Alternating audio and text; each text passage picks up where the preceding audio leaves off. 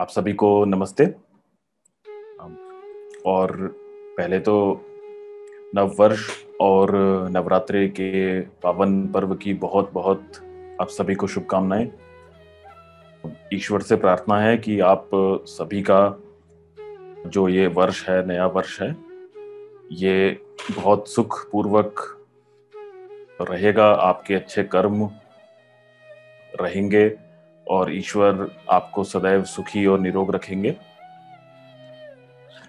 तो आज के विषय में आने के पहले मैं आपसे दो बातें करना चाहता हूं। एक तो अभी विगत सप्ताह में हमने 20 परिवार, जो कि आदिवासी परिवार हमारे जो होते हैं गुजरात में, वो आदिवासी परिवार चर्च के प्रभाव के कारण उन्होंने अपना धर्म छोड़ के वो दूसरे पक्ष में चले गए थे बहुत पहले। तो 20 परिवारों की शुद्धि करके 20 परिवारों को हम वापस अपने सनातन वैदिक धर्म में लाए। अग्निवीर गुजरात की टीम ने ये कार्य किया, तो उनको बहुत अभिनंदन। और उन सभी वापस आने वाले भाई बहनों को बहुत बहुत हम स्वागत करते हैं अपने धर्म में।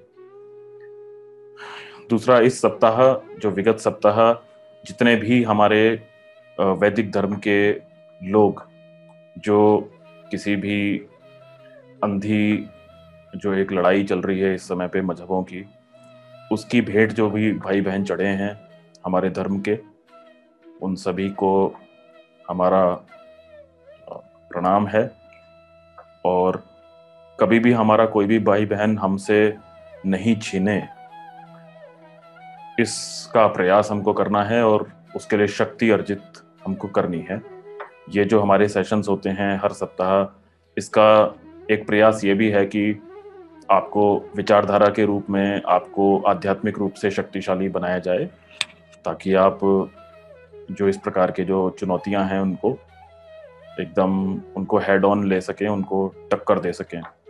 हमारे अधिकांश जो पर्व हैं वो कहीं ना कहीं ऐसे स्वरूप में आ गए हैं कि जैसे बहुत समय से चलते चलते चलते चलते, तो कई बार ये समझ में नहीं आता कि वास्तव में उस पर्व का वास्तविक स्वरूप क्या है, उसका कारण क्या है, उसको क्यों मनाते हैं।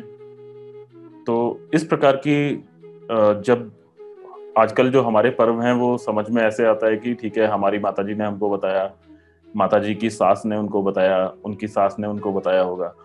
तो एक थोड़ा सा एक अजीब हम एक कार्य यहाँ पर देखते हैं कि जो धर्म, जो सबसे अधिक जो विचार करने और पालन करने योग्य जो वस्तु है, उसको हम छोड़ देते हैं। 5 रुपए की पुस्तक पूजा घर में कहीं पे मिलती है, हमने उसको उठा के उसमें से पढ़ने लगते हैं। पर वास्तव में जो हमारे धर्म का जो आधार है, वेद, पवित्र वेद, वो इन सब विषयों पे क्या कहते हैं वो हम कभी पढ़ते नहीं हैं।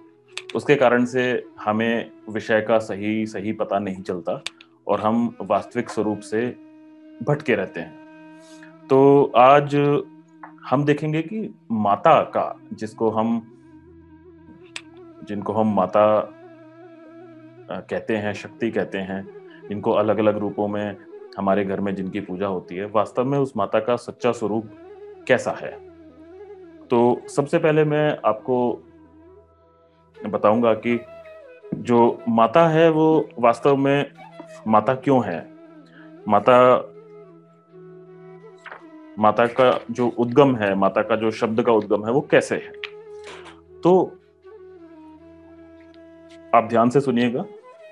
यो मिमीते मानयति सर्वान जीवान स माता। उसमें ऋषि कहते हैं कि जैसे पूर्ण कृपायुक्त जननी जैसे पूर्ण कृपायुक्त जननी अपने संतानों का सुख और उन्नति चाहती है, वैसे परमेश्वर भी सब जीवों का सुख चाहता है। इससे परमेश्वर का नाम माता है। तो एक बहुत ही रुचिकर बात एक हमें पता चली कि वास्तव में ये जो वेद हैं, हमारे वेदों के अंदर एक बहुत ही अद्भुत बात हमें पता चलती है कि इस संसार में जो भी कोई शुभ गुण, अच्छा गुण, सद्गुण है, और जो भी कोई सद संबंध है, कोई अच्छा संबंध है, माता है, पिता है, मित्र है, आचार्य है, गुरु है, न्यायकारी है, राजा है। ये सारे के सारे जो नाम हैं या ये जो सारे के सारे संबंध हैं, वो सबसे पहले ईश्वर में ही घटते हैं। क्योंकि ईश्वर के प्रत्येक गुण के साथ साथ जब आप विचार करते हो तो आप ऐसे सोचिए कि हम माता को माता क्यों कहते हैं? अपने अंदर हमें रखकर संसार के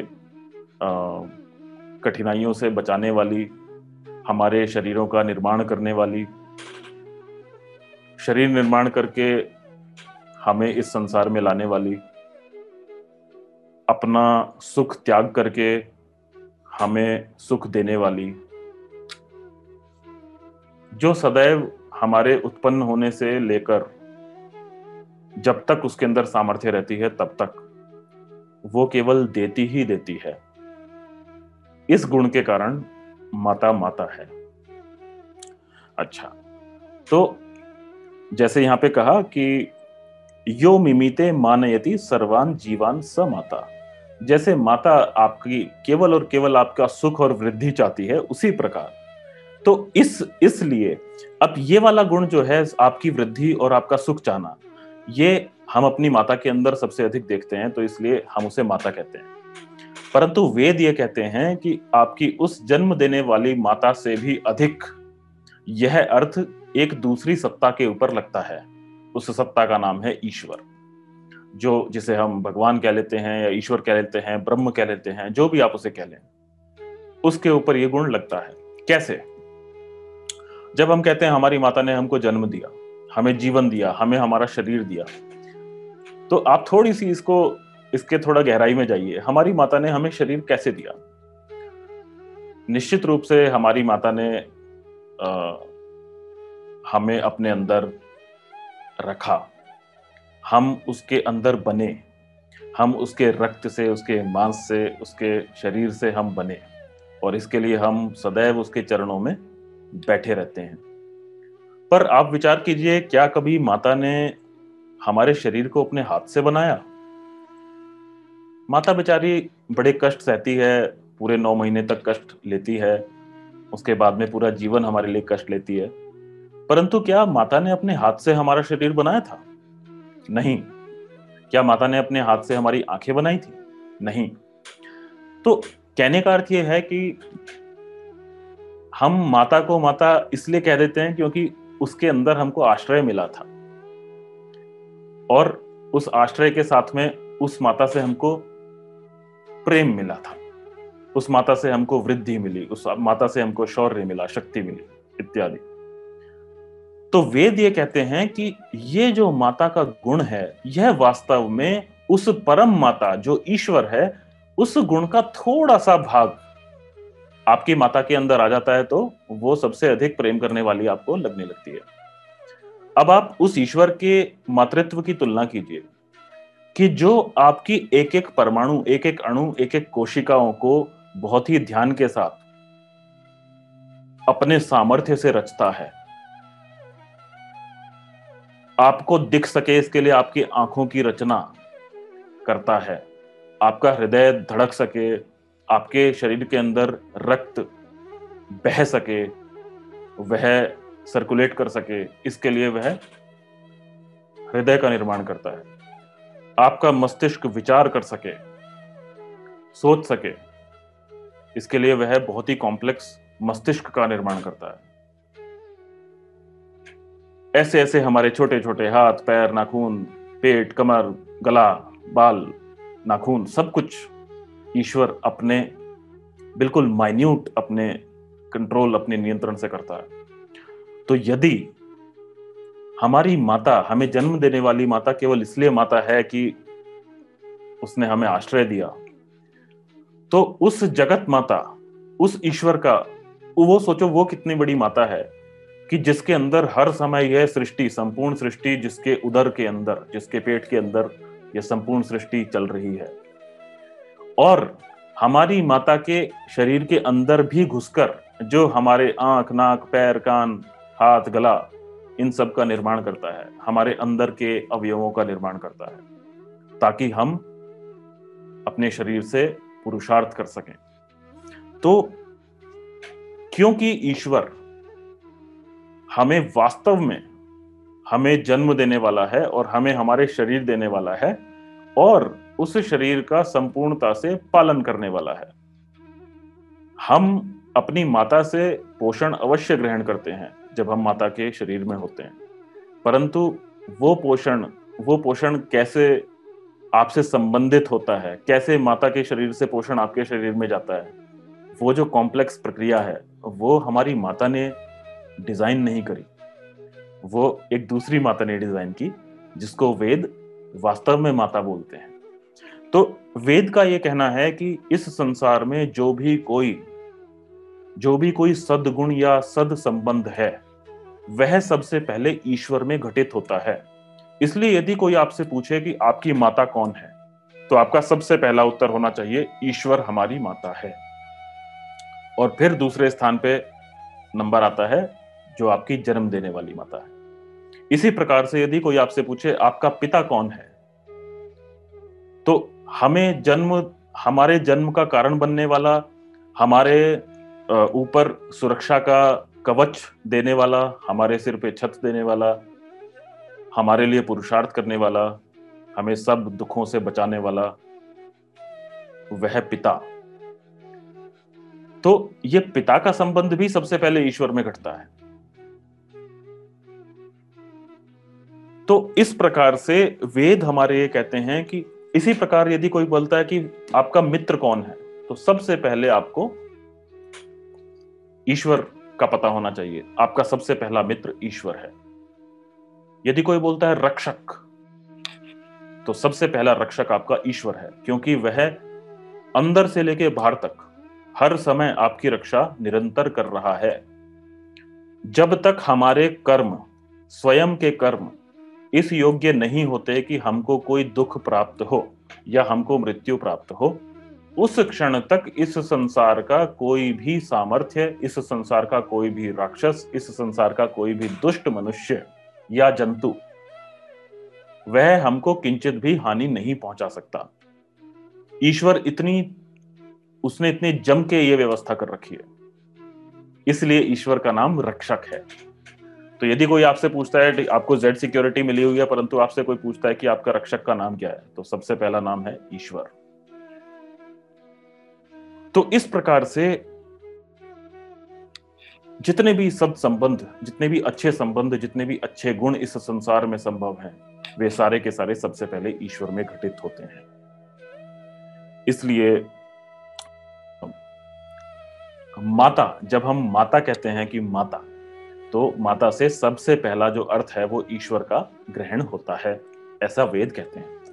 एक इसमें मैं आपको उदाहरण दूंगा, वेद का ही उदाहरण है। ये मंत्र 2-3 स्थान पे आया है वेदों में। तो ये मंत्र है, त्वम हीनः पिता वसो, त्वम माता शतक्रतो बभूविथ, अथाते सुमनमी महे। ये सामवेद में से मैं पढ़ रहा हूं, उसका मैं अब आपको अर्थ बताता हूं। तो इसमें माता के विषय में कहा है और पिता के विषय में भी कहा है कि हे रक्षा करने वाले परमात्मा, तू ही हमारा पिता है। अपने आश्रय में अपने अंदर बसाने वाला होने से तू हमारा पिता है। उसके आगे बोलते हैं, त्वम माता शतक्रतो, हे बहुत प्रकार के से हृदय में मन को प्रेरित करने वाले परमात्मा, तू माता है। संकल्पों को प्रेरित करने वाला जीवन का निर्माता है। इस अधिकार के साथ तुझसे प्राप्त होने वाले सुख को हम सदैव चाहते हैं। तो यहां पर ईश्वर ने स्पष्ट कहा कि कोई भी तुमसे तुम्हारे माता और पिता के विषय में पूछना, कोई पूछे तो तुम मेरा नाम बताना। यदि संसार में कभी किसी की शारीरिक माता चली गई या शारीरिक पिता नहीं रहे, तो वेद का जो आदेश है वो ये है कि वो तो आपके दूसरे नंबर के माता पिता हैं। इस संसार का कोई भी जीवात्मा माता या पिता से खाली नहीं है। वह ईश्वर सबसे पहली माता और सबसे पहला पिता है। तो यहां पर माता के लिए जो शब्द प्रयोग हुए हैं वो हैं बहुत प्रकार से हृदय में मन को प्रेरित करने वाले, मन को प्रेरणा देने वाले, मोटिवेट करने वाले और संकल्पों को प्रेरित करने वाला, जीवन का निर्माण करने वाला। तो वेद के इस मंत्र से माता और पिता, इसमें यह बताया कि कोई भी जीवात्मा संसार में अनाथ नहीं हो सकता, क्योंकि ईश्वर जो सबका माता और सबका पिता भी है। इस प्रकार के जहां पे मंत्र जिनके अंदर ईश्वर को माता कह के संबोधित किया गया है, ऐसे मंत्र वेदों के अंदर बहुत सारे मिलते हैं। आज थोड़ा समय का अभाव था, इसलिए मैं सारे मंत्र एकत्र नहीं कर पाया, परंतु अभी मैं थोड़ी सी बात इस विषय पे करूंगा अभी। तो कहने का अर्थ यह है कि जिस ईश्वर के विषय में हम अभी तक बात करते आए हैं, जो कि जिसके विषय में हम बात कर रहे थे कि ईश्वर सच्चिदानंद स्वरूप, निराकार, सर्वशक्तिमान, न्यायकारी, दयालु, अजन्मा, अनंत, निर्विकार, अनादि, अनुपम, सर्वाधार, सर्वेश्वर, सर्वांतर्यामी, अजर, अमर, अभय, नित्य, पवित्र और सृष्टिकर्ता, ये सारे जो गुण हैं और इसके अलावा भी अनंत गुण जिस ईश्वर के अंदर हैं, तो वो ईश्वर, उसी ईश्वर के विषय में यहां बात हो रही है और वही ईश्वर हमारी माता है। तो जब भी हम कभी किसी भी पर्व पे या कभी भी किसी हमारे नवरात्र हैं या कुछ भी हैं, तो आप समझ लीजिए कि वहां पर जिस माता के विषय में बात हो रही है वह हमारा परमेश्वर, ईश्वर, भगवान वही है। वेद का यह कहना है कि आप जब भी किसी भी माता का वर्णन करें तो वह माता का शब्द ईश्वर के ऊपर ही घटित होता है, और बाकी जो चीजें हैं तो बाकी कालांतर में क्या हुआ, जैसे हम पहले भी हमने चर्चा की है कि उस निराकार परमेश्वर को, क्योंकि उसके अंदर गुण तो अनंत हैं, तो उसके किसी किसी गुण को उठाकर, उसके माता वाले गुण को उठाकर हमारे पूर्वजों ने उसको एक भक्ति से, एक प्रेम से एक रूप दे दिया। इसी प्रकार से ईश्वर का नाम शिव है। तो ईश्वर का नाम शिव क्यों है? क्योंकि ईश्वर कल्याण करने वाला है। तो संस्कृत में शिव का अर्थ होता है जो कल्याण करने वाला हो। तो उस अर्थ को निकालकर हमारे कुछ पूर्वजों ने उस शिव की एक प्रतिमा बनाई। वास्तव में ईश्वर निराकार है, उसकी कोई प्रतिमा नहीं हो सकती, परंतु भाव में, भावों के साथ में हमारे पूर्वजों ने ऐसा कार्य किया होगा। और फिर कालांतर में ये जो हम परंपरा से जो हमारे जो रिचुअल्स हैं, जो रीति रिवाज हैं, वो चल पड़ते हैं। तो उनमें बहुत कोई ऐसी बात नहीं है, परंतु हमें याद रहना चाहिए कि हम जो भी कोई पूजा कर रहे हैं, जो भी कोई हम अर्चना कर रहे हैं, जो भी कोई हम प्रार्थना कर रहे हैं, वह सारी की सारी जितनी भी हम बातें सुन रहे हैं कि अच्छा ये वाली माता है, ये वाली माता ऐसे आएंगी, ये वाली माता ऐसे आएंगी, तो वहां पे आप समझ लीजिए कि जिस माता की बात हो रही है वह ईश्वर को छोड़कर और कोई दूसरी नहीं है। क्योंकि बहुत सारी माताएं या बहुत सारे भगवान इस संसार में नहीं है। इस संसार में ईश्वर एक ही है, और वह ईश्वर, उस ईश्वर की अलग अलग गुणों को या उसके अलग अलग सामर्थ्यों को या उसके अलग अलग शक्तियों को हमारे कुछ पूर्वजों ने उसको कुछ अलग अलग रूप दे दिए होंगे, जिसके कारण से लोगों को कभी ये भ्रम हुआ कि ये तो अलग अलग ईश्वर हैं, विष्णु जी अलग हैं, शिव जी अलग हैं, ब्रह्मा जी अलग हैं, सरस्वती जी अलग हैं, महादेव जी अलग हैं, या माता जी अलग हैं, दुर्गा माता जी अलग हैं। तो परंतु जो हम वेद जब उठाते हैं तो वेद के अंदर यह स्पष्ट लिखा है कि आप ही माता हैं, आप ही पिता हैं, आप ही शिव हैं, आप ही विष्णु हैं। एकम सत विप्रा बहुधा वदंती, यह वेद के अंदर मंत्र है कि वह परमेश्वर, वह ब्रह्म एक ही है। उसको अलग अलग समझने की भूल ना करना। क्यों? हाँ, उसके गुण अनंत हैं, इसलिए विप्रा बहुधा वदंती, इसलिए उसके अलग अलग गुणों के कारण उसको हमारे पूर्वजों ने अलग अलग नाम से पुकारा। जैसे ईश्वर के अंदर शक्ति है, ईश्वर के अंदर शक्तिशाली है वो बहुत, तो हमने उसे शक्तिमान कह दिया। ईश्वर कल्याण करने वाला है इसलिए हमने उसको शिव कह दिया। वह बहुत विशाल है इसलिए हमने उसको बृहस्पति कह दिया। वह हम सारे प्रजाओं का स्वामी है, सबके सबसे अग्रणी है इसलिए हमने उसको गणपति कह दिया। तो ये सारे जो नाम हैं यह उस एक ईश्वर के ही हैं। ये कोई अलग अलग भगवान कहीं पे बैठे हैं और अलग अलग वो आपस में वार्तालाप करते हैं, ऐसा नहीं है। तो ये आप समझ लीजिए, ताकि जो इन कैरेक्टर से संबंधित जो बीच में बहुत सारी पुराणों के माध्यम से हमको बहुत सारी ऐसी कॉन्फ्लिक्टिंग कहानियां मिलती हैं, जिसमें इन्होंने उससे लड़ाई कर दी, इन्होंने इसको ऐसे कर दिया, इसने उसको ऐसे कर दिया, इस प्रकार की जो कहानियां हैं ये कोई ऑथेंटिक, ये कोई प्रामाणिक चीज नहीं है। जो भी आपको वेदों के अंदर मिले प्रामाणिक केवल वही है। उसके अलावा बाकी सब चीजें हमें वेदों के अनुसार देखनी है। यदि वेदों पर खरी उतरती हैं तो ठीक, नहीं उतरती तो कोई बात नहीं, वो हमें स्वीकार्य नहीं है। तो ये तो जब माता के विषय में बात हो रही है तो ईश्वर को जहां जहां पर भी वेद के अंदर माता कहकर संबोधित किया है, उस समय उस माता के उस गुण को सेलिब्रेट करना या उसको अपने हृदय में प्रतिस्थापित करना। ईश्वर को देखिए, एक मैं आपको बात बताता हूं। वेद के अंदर, चारों वेदों के अंदर लगभग 20,000 मंत्र हैं। उन 20,000 मंत्रों में वो इतने सारे मंत्र क्यों हैं? क्योंकि अलग अलग जो आत्माएं हैं, हम जो अलग अलग मनुष्य हैं, हमारे जो कर्माशय हैं वो भी बहुत अलग अलग प्रकार के हैं। कोई व्यक्ति, किसी के मन में भय है, किसी के मन में लालच है, किसी के मन में क्षोभ है, किसी के मन में द्वेष है, किसी के मन में राग है, कोई भयभीत है, किसी को बचपन में माता जी नहीं मिली, किसी को बचपन में पिताजी नहीं मिले, किसी को बचपन में मित्र नहीं मिला, किसी को भाई नहीं मिला, किसी को धोखा मिला। तो इस प्रकार से बहुत प्रकार के जो मनुष्य जो इस संसार में भटक रहे हैं, अपने अपने दुखों से परेशान हैं, तो उन सब लोगों के लिए वेद के अंदर अलग अलग अलग उनको समझाने के लिए, उनको वास्तविक मार्ग दिखाने के लिए वेद में बहुत प्रकार के मंत्र हैं।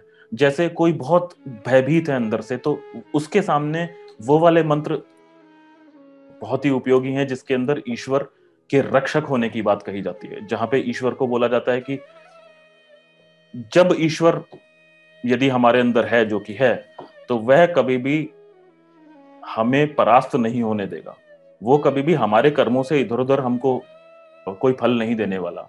तो वो सदैव ही हमारी रक्षा करेगा। हमारे कर्म ही केवल हमारे सुखों और दुखों का कारण बन सकते हैं, अन्य और कोई भी हमारे उस कर्म फल में हस्तक्षेप नहीं कर सकता। तो जब ये बात एक डरपोक आदमी को पता चलता है कि नहीं, ईश्वर मेरी रक्षा करता है, तो उसको बहुत सामर्थ्य मिलता है। इसी प्रकार से जब कोई व्यक्ति उसको बहुत अहंकार हो जाता है कि उसने तो पता नहीं कितनी बड़ी प्रॉपर्टी बना ली है, या वो कितना बड़ा कोई तीसमार, मतलब इस प्रकार का व्यक्ति है, तो जब वेद के उस मंत्र को पढ़ता है कि जिसमें यह संपूर्ण सृष्टि उस ईश्वर के एक बाल के बराबर भी नहीं है। यहाँ पर उपमा दी गई है कि वैसे तो ईश्वर निराकार है, परंतु जैसे इतने बड़े शरीर में कोई छोटा सा बाल भी जैसे नहीं है, यह संपूर्ण सृष्टि, यह संपूर्ण ब्रह्मांड, जो भी यह चराचर जगत है, वह उस ईश्वर के एक बिंदु के समान, उसके सामने एक बिंदु के समान भी नहीं है। तो इस प्रकार से हमें ईश्वर के उस सामर्थ्य के बारे में बताया जाता है। तो ये मैं आपसे कह रहा था कि जब भी हम ये बात करें, हम अपने पर्व मनाएं, उस पर्व को मनाने में सबसे पहले हम उस ईश्वर, जो कि वेदों में बताया गया ईश्वर है, जिसके लिए हमारे विद्वान ऋषि महर्षि कह के गए हैं, एकम सत विप्रा बहुधा वदंती, वह ईश्वर एक ही है, उसको अलग अलग पृथक पृथक समझने की भूल न कीजिए। वह अपने अंदर ही माता भी है आपका, अपने अंदर ही पिता भी है आपका, आचार्य भी है आपका, गुरु भी है आपका, सब कुछ है वो आपका। ये रही बात हमारी। तो इसमें अब ये है कि घर पे यदि हमारे कोई रिचुअल्स, हमारे कोई रीति रिवाज चलते हैं, उनको आप घर में भी ये जो बातें हो रही हैं, वेद के मंत्र, उनको बताइए, अपने घर वालों को बताइए, और जो रिचुअल्स हैं उनको करने के साथ साथ में ये जो इसके पीछे का जो वेद का जो बैकग्राउंड है, उसकी जो पृष्ठभूमि है, उसको आप सदैव याद रखिए। क्योंकि रीति रिवाज क्या है कि 10 20 25 वर्षों में बदलते रहते हैं, परंतु जो वेद का जो विज्ञान है, जो साइंस है, जो उसका दर्शन फिलोसफी है, वो कभी बदलता नहीं है। तो इसको आप ध्यान रखिए। इसके साथ में मैं एक जो बात जो अभी जैसे हम सब लोग व्रत रखते हैं इसमें, तो व्रत के ऊपर मुझे थोड़ी सी बात करनी थी कि वास्तव में व्रत है क्या। हम लोगों ने या, या ये एक मनुष्य की शायद ये उसका स्वभाव है कि जब कोई बात हम एक के बाद एक करते जाते हैं करते जाते हैं तो हम उसको बहुत मैकेनिकली मशीन की भांति करने लगते हैं। उसके पीछे का जो आत्मा है वो हम समझते नहीं है। तो व्रत के विषय में हमारे पवित्र वेद क्या बोलते हैं, मैं उसको आपको भी बताता हूं। वो हमारे यजुर्वेद के पहले अध्याय का ही 5वां मंत्र है, जहां पे व्रत की बात होती है। और वो मंत्र कहता है, ओम अग्ने व्रतपते व्रतम चरिष्यामि तच्छकेयम तन्मे राध्यताम इदम अहम अनृतात् सत्यम उपयमी। ये मंत्र वास्तव में बहुत अद्भुत है। इसमें बताया कि व्रत किसे कहते हैं। तो व्रत है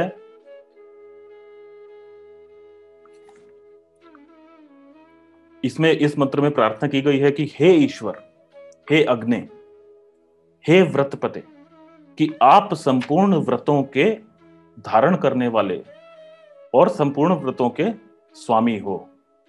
मैं आपके सामने एक व्रत लेता हूं कि मैं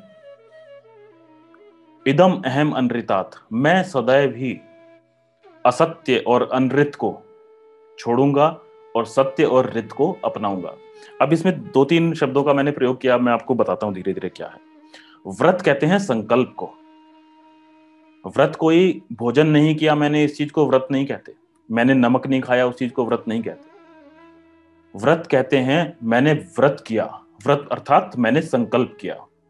व्रत कहते हैं संकल्प को। संकल्प किस बात का संकल्प होता है? एक दिन भोजन ना करना एक संकल्प है, एक दिन नमक नहीं खाना वो भी एक संकल्प है, परंतु ये शरीर के संकल्प है। वास्तव में संकल्प होता है आत्मा का, कि मेरे आत्मा के अंदर जो ये मंत्र कह रहा है, इदम अहम अनृतात् सत्यम उपमी। अनृत क्या है? जो कि दुर्गुण, हमारे दुर्व्यसन हैं, हमारे अंदर जो गलत फहमियां हैं, जो हमारे अंदर के कंफर्ट जोन्स हैं, उन कंफर्ट जोन से बाहर निकलना, इसको बोलते हैं व्रत। संकल्प लेकर अपने आत्मा के दुर्बलताओं को छोड़ना, इसको कहते हैं व्रत। जैसे मुझे बहुत मीठा पसंद है, ये जस्ट अभी शारीरिक बात कर रहा हूं, अभी आत्मा के ऊपर आता हूं। तो इसका उद्देश्य ये था कि यदि किसी को बहुत मीठा पसंद है तो ये कम से कम 10 दिन के लिए तुम अपने उस संकल्प को टेस्ट करो, कि आप कभी भी ये प्रयास करो कि अच्छा ठीक है, मैं कहीं अपनी इंद्रियों का दास तो नहीं बन रहा। क्या ऐसा है कि मतलब मीठा मुझे खा रहा है, मैं मीठे को नहीं खा रहा। तो जो व्रत था, जो व्रत का जो सिद्धांत था, वह इसलिए होता था कि हम अपने आत्मा के अंदर छुपे हुए जो हमारी दुर्बलताएं हैं उनको हम पकड़ें, आइडेंटिफाई करें, उनको चिन्हित करें और फिर उनको तोड़ने का प्रयास करें। अपने जो कंफर्ट जोन में हम चले गए हैं, जो बहुत सी गंदी आदतें हमें हो गई हैं, उनसे हम छूटे हैं। तो अपने संकल्प को तेज करना, जैसे चाकू चलते चलते उसकी धार जो है वो मोटी हो जाती है, उसकी धार छूट जाती है, तो फिर उसको पत्थर पे रगड़ना पड़ता है, पत्थर पे घिसना पड़ता है, उसको धार देनी पड़ती है। ये जो संकल्प या व्रत है, ये वास्तव में धार देने की प्रक्रिया है। ये वो प्रोसेस है जिसमें अपने चाकू को, आत्मा के चाकू को धार दी जाती है। मुझे मीठा बहुत पसंद है, मैंने बोला अगले 10 दिन मैं मीठा नहीं खाऊंगा, कुछ भी हो मैं नहीं खाऊंगा। तो उस एक छोटे से संकल्प से क्या होता है कि मुझे अपने मन को पुनः रिओरिएंट करने का एक अवसर प्राप्त होता है, अपने मन के ऊपर अंकुश करने का एक अवसर प्राप्त होता है। मैं उसे ईश्वर का व्रत समझ के, कि मैंने ईश्वर के प्रति वो व्रत करना है, तो उस करके मैंने इस मीठे को छोड़ा। तो जब अपनी किसी एक गलती के ऊपर या अपनी किसी एक दुर्बलता के ऊपर जब मैं कार्य करता हूं, अपने संकल्प से कार्य करता हूं, तो वास्तव में वो जो मेरा जो संकल्प है वो बाकी की दुर्बलताओं के ऊपर भी कार्य करता है। यह ईश्वर की बड़ी विशेषता है, जिसका वास्तव में आप किसी भी एक वृत्ति के बहाने से आप वास्तव में अपने मन को ट्रेन कर रहे होते कि मैं इस चीज के बिना रह सकता हूं, मैं इस मीठे के बिना रह सकता हूं। तो जब आप वास्तव में मीठे से संघर्ष कर रहे हो, उस समय पे आप सर्दी, गर्मी, वर्षा, सुख, दुख, हानि, लाभ, जय, पराजय, जीवन, मृत्यु, इससे भी आप वास्तव में लड़ाई कर रहे हो। तो एक व्यक्ति जो 10 दिन के लिए मीठा छोड़ सकता है, अब यदि वो उसको बहुत गर्मी लगती है, उसको सदैव एसी ही उसको चलना चाहिए, तो उसका 10 दिन मीठा छोड़ने का जो संकल्प है वो उसके उस गर्मी के ऊपर भी प्रभावित होगा। वो ऐसा अब हो सकता है कि अब उसको, पहले उसको एकदम बिना एसी के वो रह नहीं सकता था, लेकिन अब उसके मन में उसका भी मन मजबूत हुआ है, वो मन शक्तिशाली हुआ है, वो बोलता है नहीं ठीक है, जैसे मैं बिना मीठे के रह सकता हूँ, मैं थोड़ी देर बिना एसी के भी रह सकता हूँ। तो व्रत के पीछे का जो उद्देश्य था वो था अपने आत्मा की दुर्बलताओं को, कंफर्ट जोन्स को हमें चैलेंज करना है, और उनको हम कितना पुश कर सकते हैं, कितना हम धक्का देके अपने अंदर से बाहर निकाल सकते हैं। हमने उसको क्या बना लिया, हमने उसको बहुत रिजिड एक चीज बना ली। जैसे हमने हर चीज के सब्स्टिट्यूट विकल्प ढूंढ लिए। जैसे संकल्प इस बात का था कि ठीक है, हम पूरे समय पे तो नमक खाते हैं, तो चलो इन 10 दिनों में हम ये प्रयास करते हैं कि बिना नमक के हम भोजन करके देखते हैं कैसा दिखता है। नमक से भोजन का स्वाद आता है, तो चलो 10 दिन हम बिना नमक के भोजन करेंगे, हम देखते हैं कैसे लगता है। तो ये संकल्प था, इससे आपके जो जिह्वा है, जो टेस्ट बड्स हैं, उसके ऊपर एक नियंत्रण, आपके आत्मा का अंकुश आए आपकी इंद्रियों के ऊपर, ये उसके पीछे की भावना ये थी। पर हमने क्या किया, हमने उसको एक बिल्कुल भौतिक उसमें पकड़ लिया। हमें लगा कि अच्छा, व्रत का मतलब है ये सफेद वाले नमक को नहीं खाना, तो हमने उसका तोड़ क्या निकाला, हाँ जी सेंधा नमक खा लो, काला नमक, वो जो सेंधा नमक आता है ना, वो खा लो, व्रत वाला नमक ले आओ खरीद के बाजार से। अच्छा, रोटी नहीं खानी पर कुट्टू का आटा खा सकते हैं जी, कुट्टू का पकोड़े खा लो। इस तरह से क्या होता है, हमारे घरों में 10 दिन के बाद में कुट्टू के पकोड़े, कुट्टू की पूरियां, कुट्टू के ये इस प्रकार के बढ़िया बढ़िया पकवान खाने के बाद में 5 किलो वजन बढ़ जाता है 10 दिन के बाद में। क्योंकि वास्तव में व्रत का जो संकल्प था, व्रत के पीछे की जो भावना थी, जो आत्मा था, वो ही हमने पीछे छोड़ दिया। व्रत था हमारी आत्मा के किसी कमी को चैलेंज करना, हमें उस दुर्बलता से लड़ना, उस दुर्बलता को 10 दिन के लिए धक्का मार के दूर रखना। और जिस चीज को हम 10 दिन के लिए कर सकते हैं, उसको हम आगे 11वें दिन भी कर सकते हैं। तो ये उसके पीछे की भावना थी। तो व्रत का अर्थ, आप जैसे ये मैंने शरीर के उदाहरण दिए, इसी तरह से आप बोल सकते हो ठीक है, इन 10 दिनों में मैं कोई बिना पानी का व्रत करता है, वो अपने शरीर को टेस्ट कर रहा होता है कि ठीक है, मैं बिना पानी के भी रह सकता हूँ क्या, ठीक है अच्छी बात है, बिना भोजन के रह सकता हूँ क्या, अच्छी बात है। तो परंतु ये एक बात मैं कहना चाहता हूं कि जो लोग, जिनको अधिक कठिन परिश्रम करना होता है, शारीरिक या मानसिक, वो लोग अपने कार्य को देखते हुए वो इस व्रत को करें। व्रत केवल भोजन का ही नहीं है। यदि कोई अधिक कठिन कार्य करता है, उसको पुरुषार्थ अधिक करना पड़ता है, उसको शारीरिक और मानसिक कर्म अधिक है, तो उसको भूखा नहीं रहना चाहिए। वो अपने आत्मा के किसी दूसरी दुर्बलता के ऊपर व्रत करे। वो ये देखे कि ठीक है, मुझे एक मैं मीठे से अगर बंधा हुआ हूं, तो मैं 10 दिन के लिए मीठा छोड़ता हूँ। अच्छा, मुझे 10 दिन के लिए ये वाली चीज में मैं फंसा हुआ हूँ, अच्छा मैं व्हाट्सएप में बहुत घुसा रहता हूँ, ठीक है मैं बस सुबह और शाम को 2 समय व्हाट्सएप देखूंगा, इन 10 दिनों के लिए मैं ऐसे ही करूंगा। जो भी बात आपके आत्मा को अपना दास बनाने के लिए तत्पर है, 10 दिन के लिए मैं कोई भी मूवी नहीं देखूंगा, 10 दिन के लिए मैं किसी भी गलत स्पर्श को नहीं करूंगा, 10 दिन के लिए मैं कभी भी किसी ऐसे रूप को नहीं देखूंगा जो कि मुझे पाप करने के ऊपर विवश करे। तो इन 10 दिनों में मैं अपने अंदर के जानवर को टेम कर सकता हूं क्या? मैं अपने आत्मा के संकल्प से उस ईश्वर के साधना में रहते हुए क्या मैं अपने अंदर के पशु को नियंत्रित कर सकता हूं? मैं उस पाशविक शक्ति को दैवीय शक्ति में परिवर्तन कर सकता हूं या नहीं? बस सारा जो व्रत है वो यही है। इदम अहम अनृतात सत्यम उपयमी, कि अपने जीवन में, अपने आत्मा में से कोई भी कुछ जितने आपसे हो सके उतने कमियों को आइडेंटिफाई करके, अनृत को आइडेंटिफाई करके, उनको चिन्हित करके, और इन 10 दिनों में मुझे ये नहीं करना। तो जब आप ये संकल्प करते हो, तब आपका आत्मा शक्तिशाली बनता है। व्रत करने से आत्मा शक्तिशाली होता है। यह हमारे व्रतों के पीछे का सिद्धांत था, परंतु हमने उस सिद्धांत का मजाक उड़ाया। हमने उसका उपहास किया, हम हम किसी बात के पीछे के विज्ञान को न समझ के हम उस चीज के इस समस्त जितने भी हमारे रीति रिवाज हैं उन सब के साथ हमने यही किया। हमने यज्ञ जो हवन होता है, अग्निहोत्र होता है, हमने इसको, ये संसार का सर्वश्रेष्ठ कर्मकांड होता है यज्ञ। क्यों?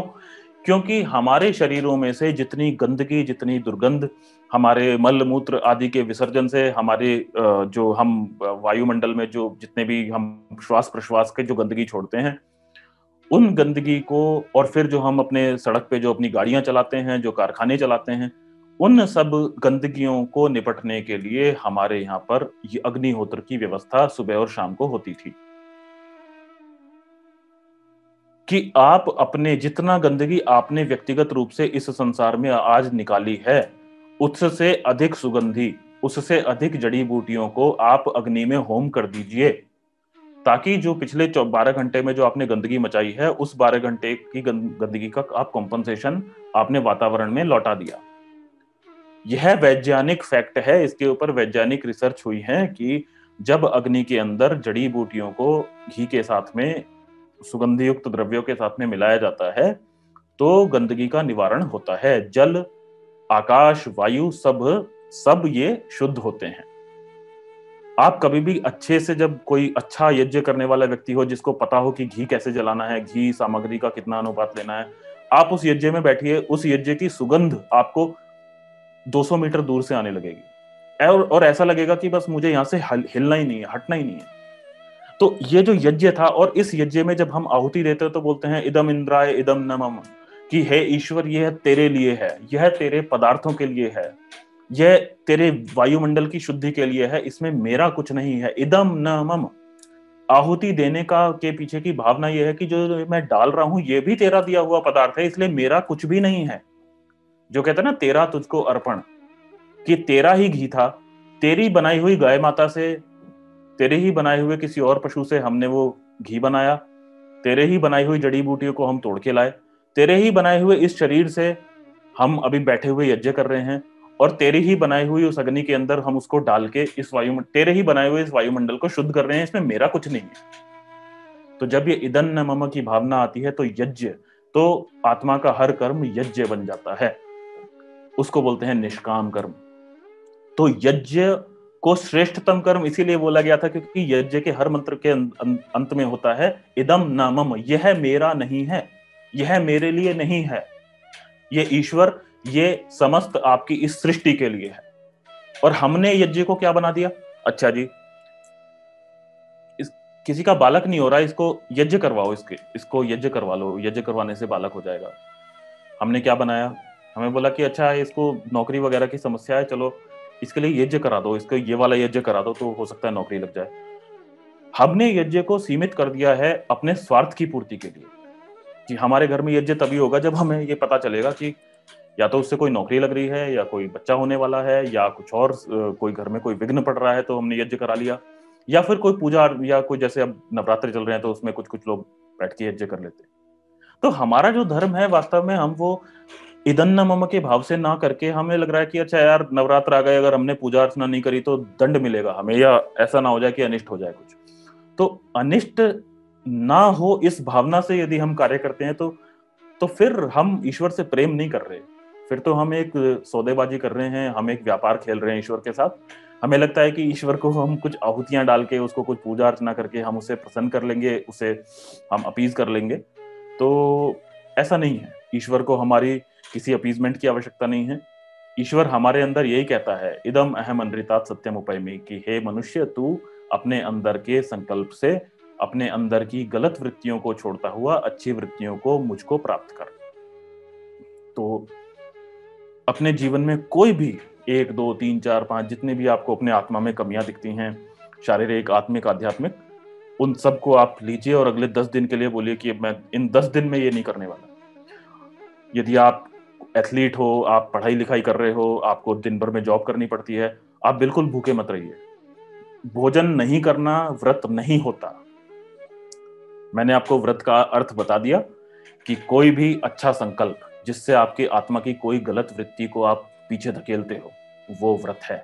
जिसको आप हमेशा से करते आ रहे हो लेकिन आज आपने बोला अब नहीं होने दूंगा, वो व्रत है। तो अपने कंफर्ट जोन से निकलना, उसको तोड़ना, ये व्रत है। तो ये कुछ बातें मुझे करनी थी, और ईश्वर करे कि आप वास्तविक माता के उस स्वरूप को, उसके सच्चे स्वरूप के साथ ही आप उसे अपने हृदय में उतारें, और अपने सब परिवार के लोगों को के साथ में आप स्वाध्याय, योगाभ्यास आदि कर्म करें। अपने हर पर्व को यज्ञ के साथ शुरू करें, आरंभ करें, और धीरे धीरे करके अपनी जितनी भी रीति रिवाज हैं उनको ईश्वर के प्रेम और ईश्वर के योगाभ्यास से आप उसे उसमें आप ढाल दीजिए अपने आप को, कि कोई भी पर्व हो उसका अर्थ है कि मुझे ईश्वर के साथ सामीप्य उत्पन्न करना है। तो मैंने, यदि कोई पर्व है, मैंने उस दिन अधिक स्वाध्याय किया, मैंने उस दिन अधिक योगाभ्यास किया, मैंने उस दिन अधिक ईश्वर का ध्यान किया, और जो जो मेरी कमियां हैं उनको मैंने छोड़ने का प्रयास किया। तो इस प्रकार से जब हम अपना जीवन करते हैं तो हम वास्तव में वेदानुकूल जीवन करते हैं। और एक बात, अंतिम बात बताकर बस मैं अभी प्रश्नोत्तर के लिए फिर इसको खोलूंगा, कि जो भी हमें आज के दिन, जो हमें धर्म का स्वरूप दिखाया जाता है कि यदि इस पूजा को ऐसे नहीं करोगे तो अनिष्ट होगा, ऐसे नहीं किया तो ऐसे हो जाएगा, अच्छा ये वाले अगर इस दिन इस वाली माता जी की नहीं की और इस वाली माता जी की कर ली तो ऐसे हो जाएगा। आप एक बात समझ लीजिए कि जितने भी 10 दिन में जो हमें 10 माताओं का नाम बताया जाता है, वे सारे के सारे एकम सत विप्रा बहुधा वदंती, वह एक ईश्वर एक ही माता है, वो उसके अलग अलग गुणों के कारण उसके अलग अलग नामकरण कर दिए गए हैं, बस वह एक ही सत्ता है। आप कभी उनको अलग अलग, तो इसलिए मन में जो इतना सारा जो बवाल हम पाल के रखते हैं ना, कि अच्छा नहीं ये किया तो ऐसा हो जाएगा, ये किया तो अनिष्ट हो जाएगा, नहीं, ऐसा कोई अनिष्ट नहीं होगा। आप अपने संकल्प पे, अपने व्रत पे ध्यान रखिए, अपने आप को शक्तिशाली कीजिए, योगाभ्यास कीजिए, स्वाध्याय कीजिए, सारे दिन अपने व्रत के कीजिए, और यही मुझे कहना था। अभी आपसे निवेदन है कि आपको कोई भी प्रश्न इससे संबंधित या वैदिक धर्म से संबंधित कोई भी प्रश्न हो तो आप ले सकते हैं। आपका बहुत धन्यवाद। ये पहला प्रश्न हिमांशु जी का है। वाशी जी मॉडर्न साइंस टाइम ट्रैवल की बात करके ईश्वर के बनाए सिद्धांत को चुनौती देने का दावा करता है, क्या ऐसा संभव है? टाइम ट्रैवल, भौतिक शरीर से टाइम ट्रैवल नहीं होता। टाइम ट्रैवल विचारों के माध्यम से अवश्य हो सकता है। विचार जब मैं बोलता हूं तो क्या, देखिए जो भूतकाल में हो चुका वह घटित हो चुका, और यदि कोई योगी है जो योगाभ्यास करता है तो वह निश्चित रूप से आपके वर्तमान को देख के आपके पीछे का अनुमान लगा सकता है। तो आत्मा के रूप में जैसे योगी लोग हैं, वो एक वेद का मंत्र है, ओम ये नेदम भूतम भुवनम भविष्यत परिग्रहित अमृतेन सर्वम। तो ईश्वर, तो उसमें बोला जाता है कि हे ईश्वर, ये जो मेरा जो मन है यह तेरे से युक्त होकर, जब ये तेरे से जुड़ता है तो वर्तमान, भूतकाल और भविष्य काल की भी बातों को देखने वाला बन जाता है। ऐसे इस शक्तिशाली मन को मैं शुभ संकल्पों में लगाऊं। तो ये वेद के अंदर बिल्कुल इस प्रकार के मंत्र हैं कि आप उस ईश्वर से युक्त होकर अपने मन को इतना सामर्थ्यवान बना सकते हैं कि आप अतीत में क्या हुआ वो जान सकते हैं, आप वर्तमान जान सकते हैं, और जो भविष्य है वो वर्तमान और अतीत का कुछ संगम ही है, तो उसके अनुसार भविष्य की भी प्रोजेक्शन देख सकते हैं। तो वैचारिक और आध्यात्मिक दृष्टिकोण से यह संभव है। कितना अधिक संभव है वो अगेन वो निर्भर करता है कि आपकी आत्मा की शुद्धता कितनी है, आप ईश्वर के कितना निकट हैं। परंतु यदि कोई टाइम ट्रेवल का अर्थ ये समझता है कि अच्छा वो अपनी गाड़ी लेके बैठेगा और वो एक ऐसे यान में बैठेगा और उसके बाद में वो भूतकाल में चला जाएगा या भविष्य काल में चला जाएगा, ऐसा संभव नहीं है। जी, अगला प्रश्न। भैया शुभम जी का प्रश्न है, हमारे पूर्वजों ने ढेर सारे ईश्वर क्यों बताया जब वेद के हिसाब से सब चलते थे, तो ये कब से शुरू हुआ कि ईश्वर अनेक है? नहीं, ये कब से चलते थे ऐसा नहीं है। मुझे लगता है जब से मनुष्य हैं तब से ये वाद विवाद चलता रहा होगा। और उसमें जो ऋषि लोग होते होंगे वो ईश्वर के सत्य का प्रतिपादन करते रहे होंगे, और जो थोड़े से वैसे लोग थे जो भावुक अधिक होंगे, और परंतु जिन्होंने शायद वेदों को पढ़ने में उतनी रुचि नहीं ली होगी, उन्होंने वेदों के में ईश्वर के अलग अलग नाम को देख के अलग अलग लोगों की कल्पना कर ली होगी। तो ये सदैव से रहा होगा, और इसीलिए हमारे जो ऋषि महर्षि लोग बीच बीच में आकर हमें ये संदेश देते रहते हैं कि एकम सत विप्रा बहुधा वदंती, कि उस ईश्वर एक ही है, उसको विद्वान लोग अलग अलग नामों से पुकारते रहें, इससे कंफ्यूज मत हो जाना। अगला प्रश्न। वरुण जी का प्रश्न है, ईश्वर ने ऋषियों को वेद का ज्ञान कैसे दिया? देखिए, ईश्वर जो है हमारा वो अब्राहमिक वालों के जैसे नहीं है कि वो किसी 7वें आसमान में या चौथे आसमान में या 30.5वें आसमान पे बैठा है। हमारा जो ईश्वर है वो सर्वव्यापक है। जब सर्वव्यापक है तो हमारे आत्माओं के अंदर है, इसीलिए उसे परमात्मा कहते हैं, कि आत्मा का भी आत्मा, जो आत्मा के भी अंदर रहता है, तो उसका सीधा आपके साथ संबंध है। और जो पवित्र आत्मा जो होता है, जो जिसके अंदर जो अपने दुष्कर्मों की कालिख नहीं रहती है, तो ईश्वर तो ईश्वर कैसा है? ईश्वर वास्तव में एक चमकता हुआ एक सूर्य के जैसा है। अपने हृदय में यदि मैं आपको बोलूं, अंदर वो ईश्वर सब आत्माओं के अंदर चमक रहा है एक समान। वो हम आत्मा है जो हम इतने काले हैं अंदर से। आप ऐसे समझ लीजिए कि जैसे सूर्य चमक रहा है बाहर, एकदम तेजी के साथ चमक रहा है, और नीचे बहुत सारे ना ग्लास हाउस हैं, मतलब शीशे के घर हैं नीचे बहुत सारे, सब शीशे के अलग अलग अलग घर हैं, परंतु हर घर के शीशे के जो घर है उसके अंदर बहुत मोटी मोटी कालिख की परतें हैं जो लगी हुई हैं। तो अब उस शीशे के घरों में रहने वाले लोग जितना अपनी दीवारों से कालिख हटाते जाएंगे, उतना उतना सूर्य का प्रकाश उनके घर में, उनके ग्लास हाउसेस में प्रवेश करता जाएगा। जिसने अपनी कालिख को अधिक धो लिया है, तो वो बिल्कुल उसका जो शीशे का घर है वो ईश्वर के प्रकाश से जगमगा उठता है एकदम, वो एकदम प्रकाश पुंज के जैसे चमकता है। तो जो योगी ऋषि महर्षि लोग जो होते हैं, जिनके हृदय प्रकाशित हुए रहते हैं उस ईश्वर, मतलब उस ईश्वर रूपी सूर्य से, तो वो ईश्वर के प्रकाश को देख पाते हैं और ईश्वर के साथ कम्युनिकेट कर पाते हैं। वास्तव में तो ईश्वर हम सबके साथ कम्युनिकेट कर रहा है, लेकिन वो वन साइडेड हो रखा है अभी, क्योंकि ईश्वर मुझे तो बता ही रहा है सब कुछ हर समय, परंतु मैंने अपने हृदय के अंदर इतनी कालिख मल रखी है कि वो कालिख जो है वो ईश्वर के प्रकाश को मेरे अंदर तक आने नहीं देती। तो इसीलिए ईश्वर कहता है कि तुम अपने हृदय की कालिख इतनी मोटी मत बना लेना कि मेरा प्रकाश तुम तक ना जाए। तो इसलिए अपनी कालिख को रगड़ते रहो, हटाते रहो, और योगाभ्यास उसी कालिख को हटाने का नाम है। तो आप लोग योगाभ्यास अवश्य कीजिए, उससे हृदय की कालिख हटती है और ईश्वर के साथ में अधिक प्रकाश वाला संबंध हमें दिखता है। तो ईश्वर बिल्कुल कम्युनिकेट करता है और सबके साथ करता है। ये शुभम जी का ही वापस प्रश्न है, सृष्टि का आरंभ से ही ईश्वर को अनेक और एक मानने वाले थे क्या? दूसरा, वेदों को मानने वालों की संख्या जब ज्यादा थी तो वेदों को ना मानने वाले कैसे आ गए?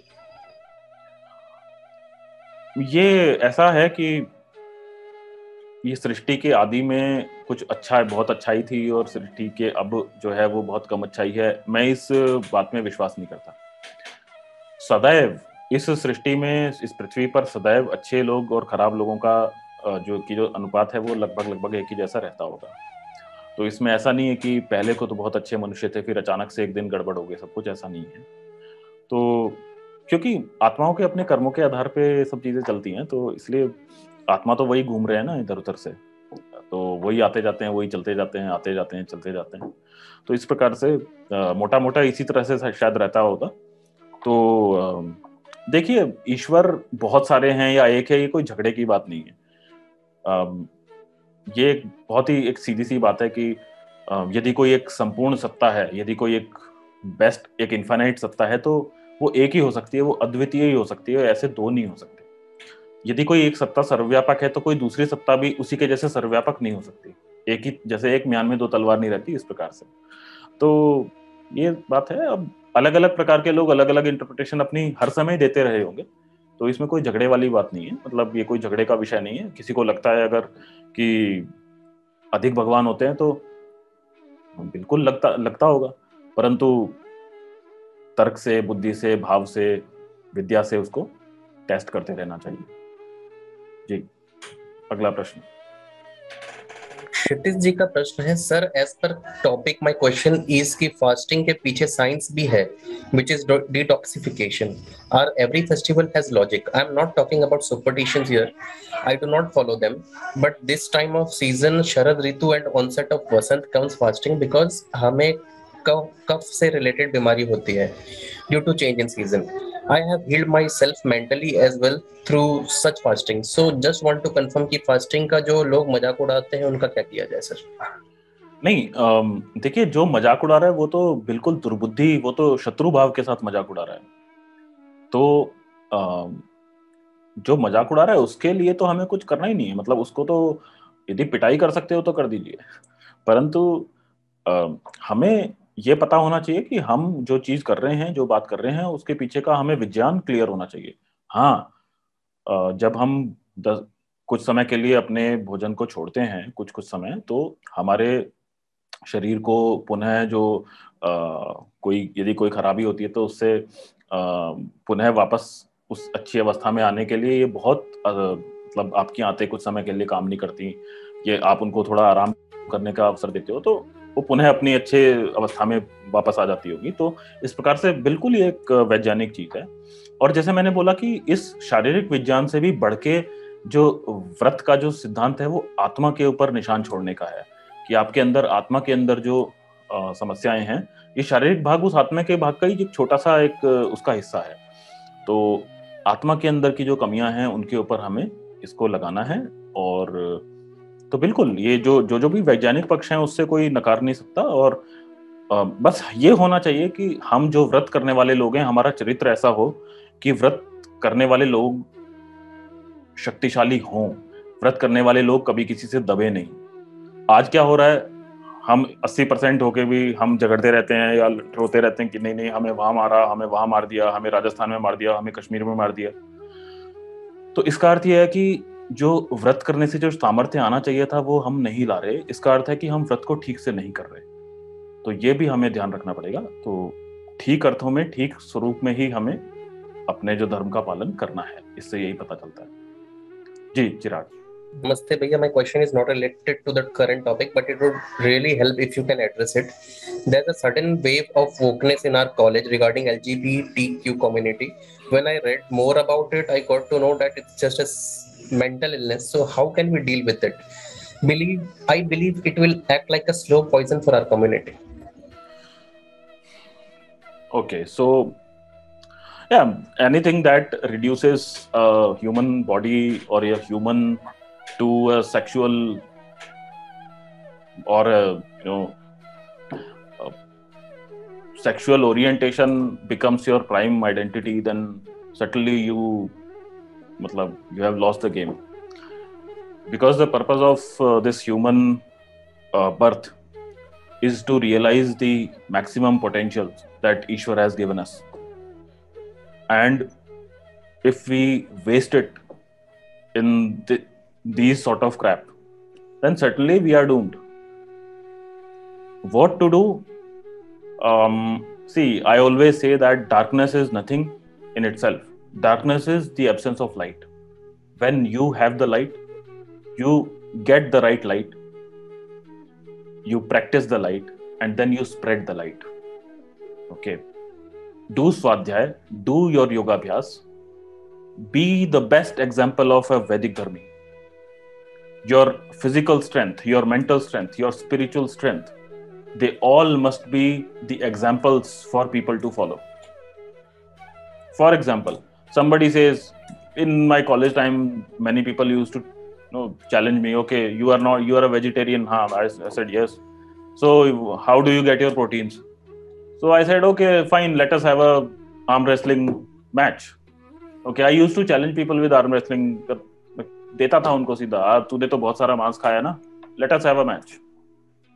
आजा मेरे साथ पंजा लड़ा। So बहुत बड़े बड़े मीट ईटर्स जिनको लगता था कि उनको ज्यादा प्रोटीन है उनके अंदर, वो कभी भी आर्म रेसलिंग में हरा नहीं पाए मेरे को। आई एम नॉट सेइंग मैं कोई बहुत बड़ा पहलवान हूं, बट मैं बोल रहा हूं कि see, आप अपने स्ट्रेंथ से, all you need is strength. हर प्रकार की स्ट्रेंथ जो आपके सामने वाले को ये बता सकती है कि आपका मार्ग जो है वो अधिक श्रेष्ठ है। जो पोटेंशियल है, जो स्ट्रेंथ है, वो कभी झूठ नहीं बोलता। तो अगर हम अपने कर्मों से, अपने सामर्थ्य से, if we are ready to make a statement through our karmas, through our purushartha, through our potential, that yes we are superior, then automatically जो गंदगी है वो अपने आप सबसाइड हो सकती है। सो फोकस ऑन योर, आपके आपके अपने सामर्थ्य के ऊपर आप फोकस कीजिए। तो यही है। बाकी एक साइंटिफिक चीज मैं एलजीबीटी वाले उसमें मैं बताना चाहता हूँ कि बहुत सारे साइंटिफिक स्टडीज हुए हैं जिसमें कि LGBT see they club it, ऐसे मेरे को क्लब करना अच्छा नहीं लगता, मैं केवल कुछ एक उनके विषय में बोलना चाहता हूँ कि जो बहुत ही जो सेक्सुअली ट्रांसमिटेड डिजीजेज हैं, एसटीडीज हैं, वो एक प्रकार के संबंधों में बहुत अधिक पाई जाती हैं, जो कि सेम सेक्स, जो बेसिकली मेल और मेल का सेम सेक्स का जो संबंध होता है, उसमें जो एसटीडीज के जो स्प्रेड होने की जो दर है वो नॉर्मल उससे बहुत अधिक है। कई मतलब शायद 200-300% अधिक है, मुझे चेक करना पड़ेगा एग्जैक्ट फिगर। सो मेडिकली अगर आप देखो, साइंटिफिकली देखो, तो ये चीजें चलती नहीं है। तो इसलिए ये सब चीजें हैं। और कुछ चीजें जेन्युइन भी होती हैं, जैसे अब कोई व्यक्ति है जो कोई जिसको हम सामान्य शब्दों में बोल देते हैं कि ये स्त्री भी नहीं है, पुरुष भी नहीं है। तो जो व्यक्ति जन्म से या जिसके अंदर एक ऐसी शारीरिक अवस्था है, जो किसी की मनोवैज्ञानिक अवस्था इस प्रकार की है जिसको वास्तव में ये समस्या है, तो उसको मैं इसीलिए मैं बोलना चाहता हूँ कि उसको यहाँ पे क्लब मत कीजिए। वो एक बिल्कुल जैसे मेल फीमेल है, इसी प्रकार से जन्म से यदि कोई किसी की ऐसी अवस्था है तो बिल्कुल वो एक प्राकृतिक चीज है, उसमें किसी को ना कोई शर्म की बात है ना कुछ है, हम किसी को शर्म नहीं दे रहे। परंतु मुझे समस्या उनके साथ में होती है जो बोलता है नहीं, आज मैं लड़के के साथ हूँ, कल मैं लड़की के साथ हो जाऊंगा, परसों मैं दूसरे लड़के के साथ हो जाऊंगा। तो भाई तू, तो वहां पे मुझे समस्या आ जाती है बहुत अधिक कि तुम एक साथ में दो के साथ में तुम कैसे कर लेते हो। तो वो जब कोई बोलता है ना कि अच्छा ये मेरा ओरिएंटेशन है, तो वो मुझे समझ में नहीं आता। बाकी जो यदि किसी चीज के साथ व्यक्ति जन्मा है, जो कोई भौतिक जो शारीरिक जो चीजें हैं, तो उसमें बिल्कुल किसी को रिडिक्यूल करने का कोई अधिकार नहीं है। जी चिराग अगला। पूजा जी का प्रश्न है आज, क्या व्रत और उपवास दोनों अलग हैं? व्रत जो है वो एक बहुत ही व्यापक, एक फैला हुआ एक शब्द है। व्रत अर्थात रिजॉल्व, आपका एक संकल्प वो। और उपवास जब हम बोलते हैं तो उपवास को सामान्यतः भोजन के उसमें लिया जाता है। तो उपवास एक प्रकार का व्रत है, परंतु हर व्रत उपवास नहीं होता। तो ये हम कह सकते हैं। भैया आश्रय जी का पॉइंट है, fasting has been reduced to eat more and more and more, fast food chains have commercialised it as Navratri special etcetera. Agree, बिल्कुल। तो वही मैंने जैसे बताया कि जब हम पीछे के दर्शन को या विज्ञान को नहीं पकड़ के जब हम रिजिड हो जाते हैं, नमक नहीं खाना, ठीक है जी नमक नहीं खाना, तो सफेद वाला नहीं खा के काला वाला खा लो, तो उसका पूरा आपका जो पर्पस था वही डिफीट हो गया। तो इसलिए बिल्कुल मैं एग्री करता हूँ आश्रय। हाँ जी। आश्रय जी का प्रश्न भी है भैया, प्रणाम भैया, छत्रपति शिवाजी महाराज की देवी पूजा करते हुए सदैव एक चित्र आती है। ये भी कहा जाता है कि माँ तुलजा भवानी ने उनको शस्त्र प्रदान किए, उन्होंने तपस्या की थी। तो देवी पूजा पर्सनल आस्था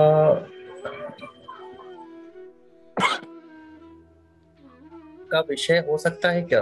कृपया प्रकाश डालें, इसमें कितनी सत्यता है? धन्यवाद।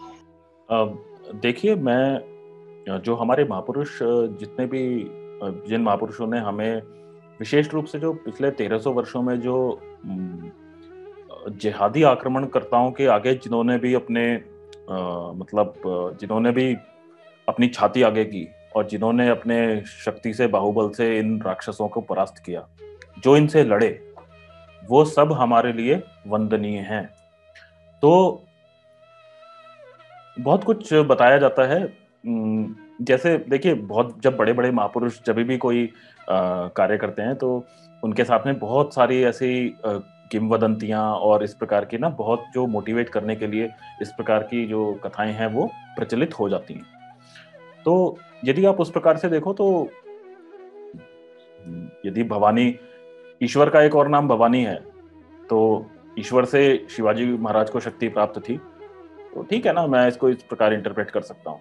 परंतु यदि मैं ये कहूँ कि अच्छा, शिवाजी महाराज को एक देवी माता ने आई, भौतिक रूप से आई, और उन्होंने वहां पे उनको भौतिक तलवार दी और फिर उन्होंने ऐसे लड़ाई की, तो वो चीजें थोड़ा सा, क्योंकि जैसे हमने जो अभी तक देखा है कि विज्ञान सम्मत हमारी बातों को होना चाहिए, और यदि ऐसा होता तो मतलब बाकी और भी लोगों को मिल सकती थी। हमारे बहुत सारे ऐसे योद्धा थे, वीर योद्धा थे जो जो लड़े बहुत अच्छे से, पर उनको विजय प्राप्त नहीं हुई। तो ये भी एक चीज है कि बाकियों को नहीं हुई प्राप्त, केवल एक उसी समय प्राप्त हुई, और उस समय पे भी बहुत सारा गिव एंड टेक हुआ। मतलब शिवाजी महाराज को औरंगजेब के साथ में कुछ समय के लिए उनके दरबार में जाना पड़ा, ये सब कुछ कुछ कॉम्प्रोमाइजेस किए, उसको बाद में पीटने के लिए उसको पहले कुछ समय के लिए थोड़ा स्ट्रेटेजिक एक रिट्रीट भी करनी पड़ी कभी कभी। तो ये बड़ा एक ऐसा ना पावर टसल में ये ऐसी चीज है कि जिसमें मैं बहुत अधिक दिव्यता को लाना नहीं चाहूंगा। ये देखिए, दिव्यता उतनी है कि एक महापुरुष के अंदर मृत्यु का भय नहीं है, उसको अपने धर्म के विजय का उसको संकल्प है, ये इससे बड़ी दिव्यता हो ही नहीं सकती। तो ईश्वर के साथ में उसका संबंध दिख रहा है हमें कि वो अकेला मतलब भिड़ गया इतने बड़े साम्राज्य से, तो ये दिव्यता उसकी करोड़ों गुना अधिक है बाकी किसी भी कहानी से।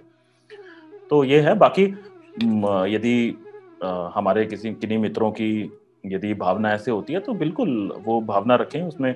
देखिए, कोई भी चीज जो आपको युद्ध लड़ने के लिए, युद्ध के समय में जो भी युद्ध लड़ने के लिए आपको प्रेरित कर सके, वो बुद्धिमत्ता की बात है, वो आप कीजिए। मैं उसमें कभी भी बीच में नहीं कहूंगा कि ऐसे क्यों कर दिया, वैसे क्यों कर दिया। परंतु उसको एक उदाहरण मत मानिए, उसको ऐसे मत सोचिए। उदाहरण, यदि आपको धर्म धर्म जानना है तो आप वेद उठाइए, ठीक है। तो बस इतना डिस्टिंक्शन अवश्य बना के रखिए। राजीव जी का प्रश्न है, वेदों के अध्ययन की इच्छा अगर है तो कहाँ से और कैसे शुरुआत की जाए? अच्छा, तो वेदों के अध्ययन की का आरंभ मैं बोलूंगा, स्वामी दयानंद सरस्वती ने यजुर्वेद और ऋग्वेद, यजुर्वेद का पूरा उन्होंने भाष्य किया था, ऋग्वेद का उन्होंने लगभग आधे से थोड़ा अधिक भाष्य किया था, और तो वहां से आप आरंभ कर सकते हैं उसका भाष्य, वेदों का भाष्य। और जैसे जैसे आप अपना जो स्वाध्याय बढ़ाते जाएंगे और जैसे जैसे आप अपना योगाभ्यास बढ़ाते जाएंगे, तो हर मंत्र के ऊपर विचार करके उस मंत्र का अर्थ भी आप स्वयं भी समझ सकते हैं। तो पर वो योगाभ्यास के होने के साथ साथ में वो प्रक्रिया चलनी चाहिए। और इन वेदों के पहले स्वामी दयानंद का एक पुस्तक है, ऋग्वेद आदि भाष्य भूमिका, वो आप अवश्य पढ़ लें। उसमें आपको सारे वेदों का क्या विषय है, क्या चीज है, क्यों वेद अपौरुषेय हैं, क्यों वेद ही वास्तविक प्रमाण हैं, उसके साथ में यदि आप स्वामी दयानंद की सत्यार्थ प्रकाश पढ़ सकते हैं, तो ये आरंभ में यदि आपने 2 पुस्तक पढ़ी तो आप वेद के भाष्य में फिर आराम से गति कर सकते हैं। तो मैं आपको रिकमेंड करूंगा ये स्वामी दयानंद जी के भाष्य। तो ये आप कभी भी चिराग से पूछ सकते हैं कहाँ से मिलेंगे, वो सब आपको बता देंगे। भैया रचना जी का प्रश्न है, how do we view the yatra of Shakti from Vedas to Puran and later granth with specific reference to Devi Mahatmya section of Markandeya Puran? Rachna ji, exact references I would need to see. Okay, maybe I'll find it. See, but holistically, if I say, see, Vedas do not have any history. Okay, Vedas have concepts, and in Puranas, what happened is some people probably, out of sheer what to say, urge to spread knowledge in layman's terms. Okay, so they converted that Vedic knowledge into some good stories and then propagated it so that people can at least understand something. That one thing that we did very very bad was we restricted the access to Vedas to only some specific people, specific castes. Okay, you are eligible for reading Vedas. Rest 75%, 80% people are not. Then what happened was, okay, Vedas are not for you. Then what is for us? Okay, we'll create something for you. Then those people created Puranas. So Puranas were written on the pretext of because Vedas didn't have most of the people didn't have access to Vedas. So at least those people who wanted to know the gist of Vedas, they were supplied with these Puranas. Now in that process, the corruption happened. I don't know whether it was deliberate or not, but if you see many sections of Puranas, the way they are written, the way sometimes the narrations are so below the basic, yeah. So probably it was deliberately done to demean. Sometimes it feels like that. So yeah, it happened like this. So in the process of converting Vedic timeless wisdom into stories, many suboptimal things happened. So this is all I can say right now. Baki specifically, you asked about Markandeya Puran. I'll check and I'll let you know. जी चिराग। भैया गरिमा जी के दो प्रश्न है, पहला लेते हैं। हम अपने कर्मों के लिए स्वयं जिम्मेदार हैं, as we do so shall be reap. इसमें ईश्वर का नियम तो दिख रहा, पर उसमें एक माँ वाला गुण कैसे देखें? क्योंकि माँ तो हमें हर गलत चीज से अपने पूरी स्ट्रेंथ यूज करके रोक लेती है, फिर ईश्वर अपनी पूरी शक्ति से हमें पतन की ओर बढ़ने से क्यों नहीं रोकते? बहुत अच्छा प्रश्न है। वो ऐसे है कि देखिए, हमारे जो एग्जिस्टेंस के साथ में, हमारे अस्तित्व के साथ में ही हमारी स्वतंत्रता भी जुड़ी हुई है। आत्मा, जब हम बोलते हैं ना कि आत्मा का कर्म, कर्म वास्तव में होता ही वो है जो स्वतंत्रता से किया जाए, जो कि जिसमें कि एक फ्रीडम है। फ्रीडम किसे बोलते हैं? स्वतंत्र कर्म की मैं उसको ऐसे भी कर सकता हूँ और मैं उसको ऐसे भी कर सकता हूँ। यदि मेरे ऊपर हर समय एक तलवार लटक रही है कि नहीं तू ऐसे तो कर ही नहीं सकता, तो फिर वो मेरा कर्म नहीं है। फिर तो किसी ने मुझे एक लाइन में लगा दिया, मैं बस जा रहा हूं, तो then I am a robot, I am not an atma, I am not a doer of any karma. तो इसलिए, और वास्तविक सुख भी तभी प्राप्त होता है जब व्यक्ति अपने संकल्प से अच्छा मार्ग चुन के बुरे मार्ग को छोड़कर जब अपने कार्य करता है, तब उसको अच्छा फल प्राप्त होता है। अच्छा कर्म का अच्छा फल। तो karma by definition is something where you have an option, you have multiple options कि इसको ऐसे करो चाहे ऐसे करो। यदि ईश्वर मेरा हाथ हर समय में पकड़ेगा तो मैं कभी कर्म तो कर ही नहीं पाऊंगा, वो तो फिर मैं ईश्वर का गुड्डा बन के रहूंगा। तो फिर तो जैसे एक बुद्धिमान व्यक्ति अपने गुड्डे गुड़िया को खेल कर रहा है, उस तरह से खेलता। हमारी माँ क्या करती है हमारे साथ में? हमारी माँ हमको थोड़ा बड़ा 4-5 वर्ष बड़ा करती है, उसके बाद में हमें भेजती है ना संसार में कि ठीक है अब तू अपने कर्म अपने आप करना। हमें संस्कार देती है, हमें विद्या देती है, पर उसके बाद में हर समय तो हमारा हाथ नहीं पकड़ती। बोलती है कि ठीक है अब तुझे बाहर जाना है, अब अपने विवेक से कार्य करना। तो माता भी हमारा हाथ नहीं पकड़ती। यदि माता ये बोले कि नहीं तू गलत काम करेगा बाहर, तो मैं तेरे को जंजीर में बांध देती हूँ, है ना, मैं तुझे एक चेन में बांध देती हूँ, तो फिर वो माता माता नहीं कहलाएगी। तो इसलिए स्वतंत्रता तो सबसे पहला ट्रेट है सुख का। मतलब सुख वास्तव में स्वतंत्रता से आरंभ होता है। तो इसलिए ईश्वर प्रेम करने के साथ साथ स्वतंत्रता भी देता है। और जब हम बहुत अधिक गड़बड़ चले जाते हैं तो हाँ, फिर वो स्वतंत्रता को रिस्ट्रिक्ट करता है और उसी अनुपात में फिर हमें हमारी सर्जरी भी करता है। आई होप, आशा है कि आपको ठीक लगा होगा। आप यदि इसका कोई काउंटर क्वेश्चन है तो आप पूछ सकते हैं। इनका अगला प्रश्न भी है भैया। इसमें उन्होंने लिखा है, नवरात्रि में special colour, special dishes, special time रात्रि में पूजा करना, महाकाली सिद्धि मंत्र उच्चारण वगैरह पे विशेष बल दिया जाता है।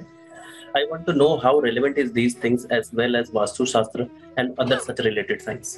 देखिए, इस समय पे ये वाला मंत्र पढ़ना, वास्तव में बोलूं तो इसमें कोई विज्ञान नहीं है। मंत्र कहते हैं विचार करना।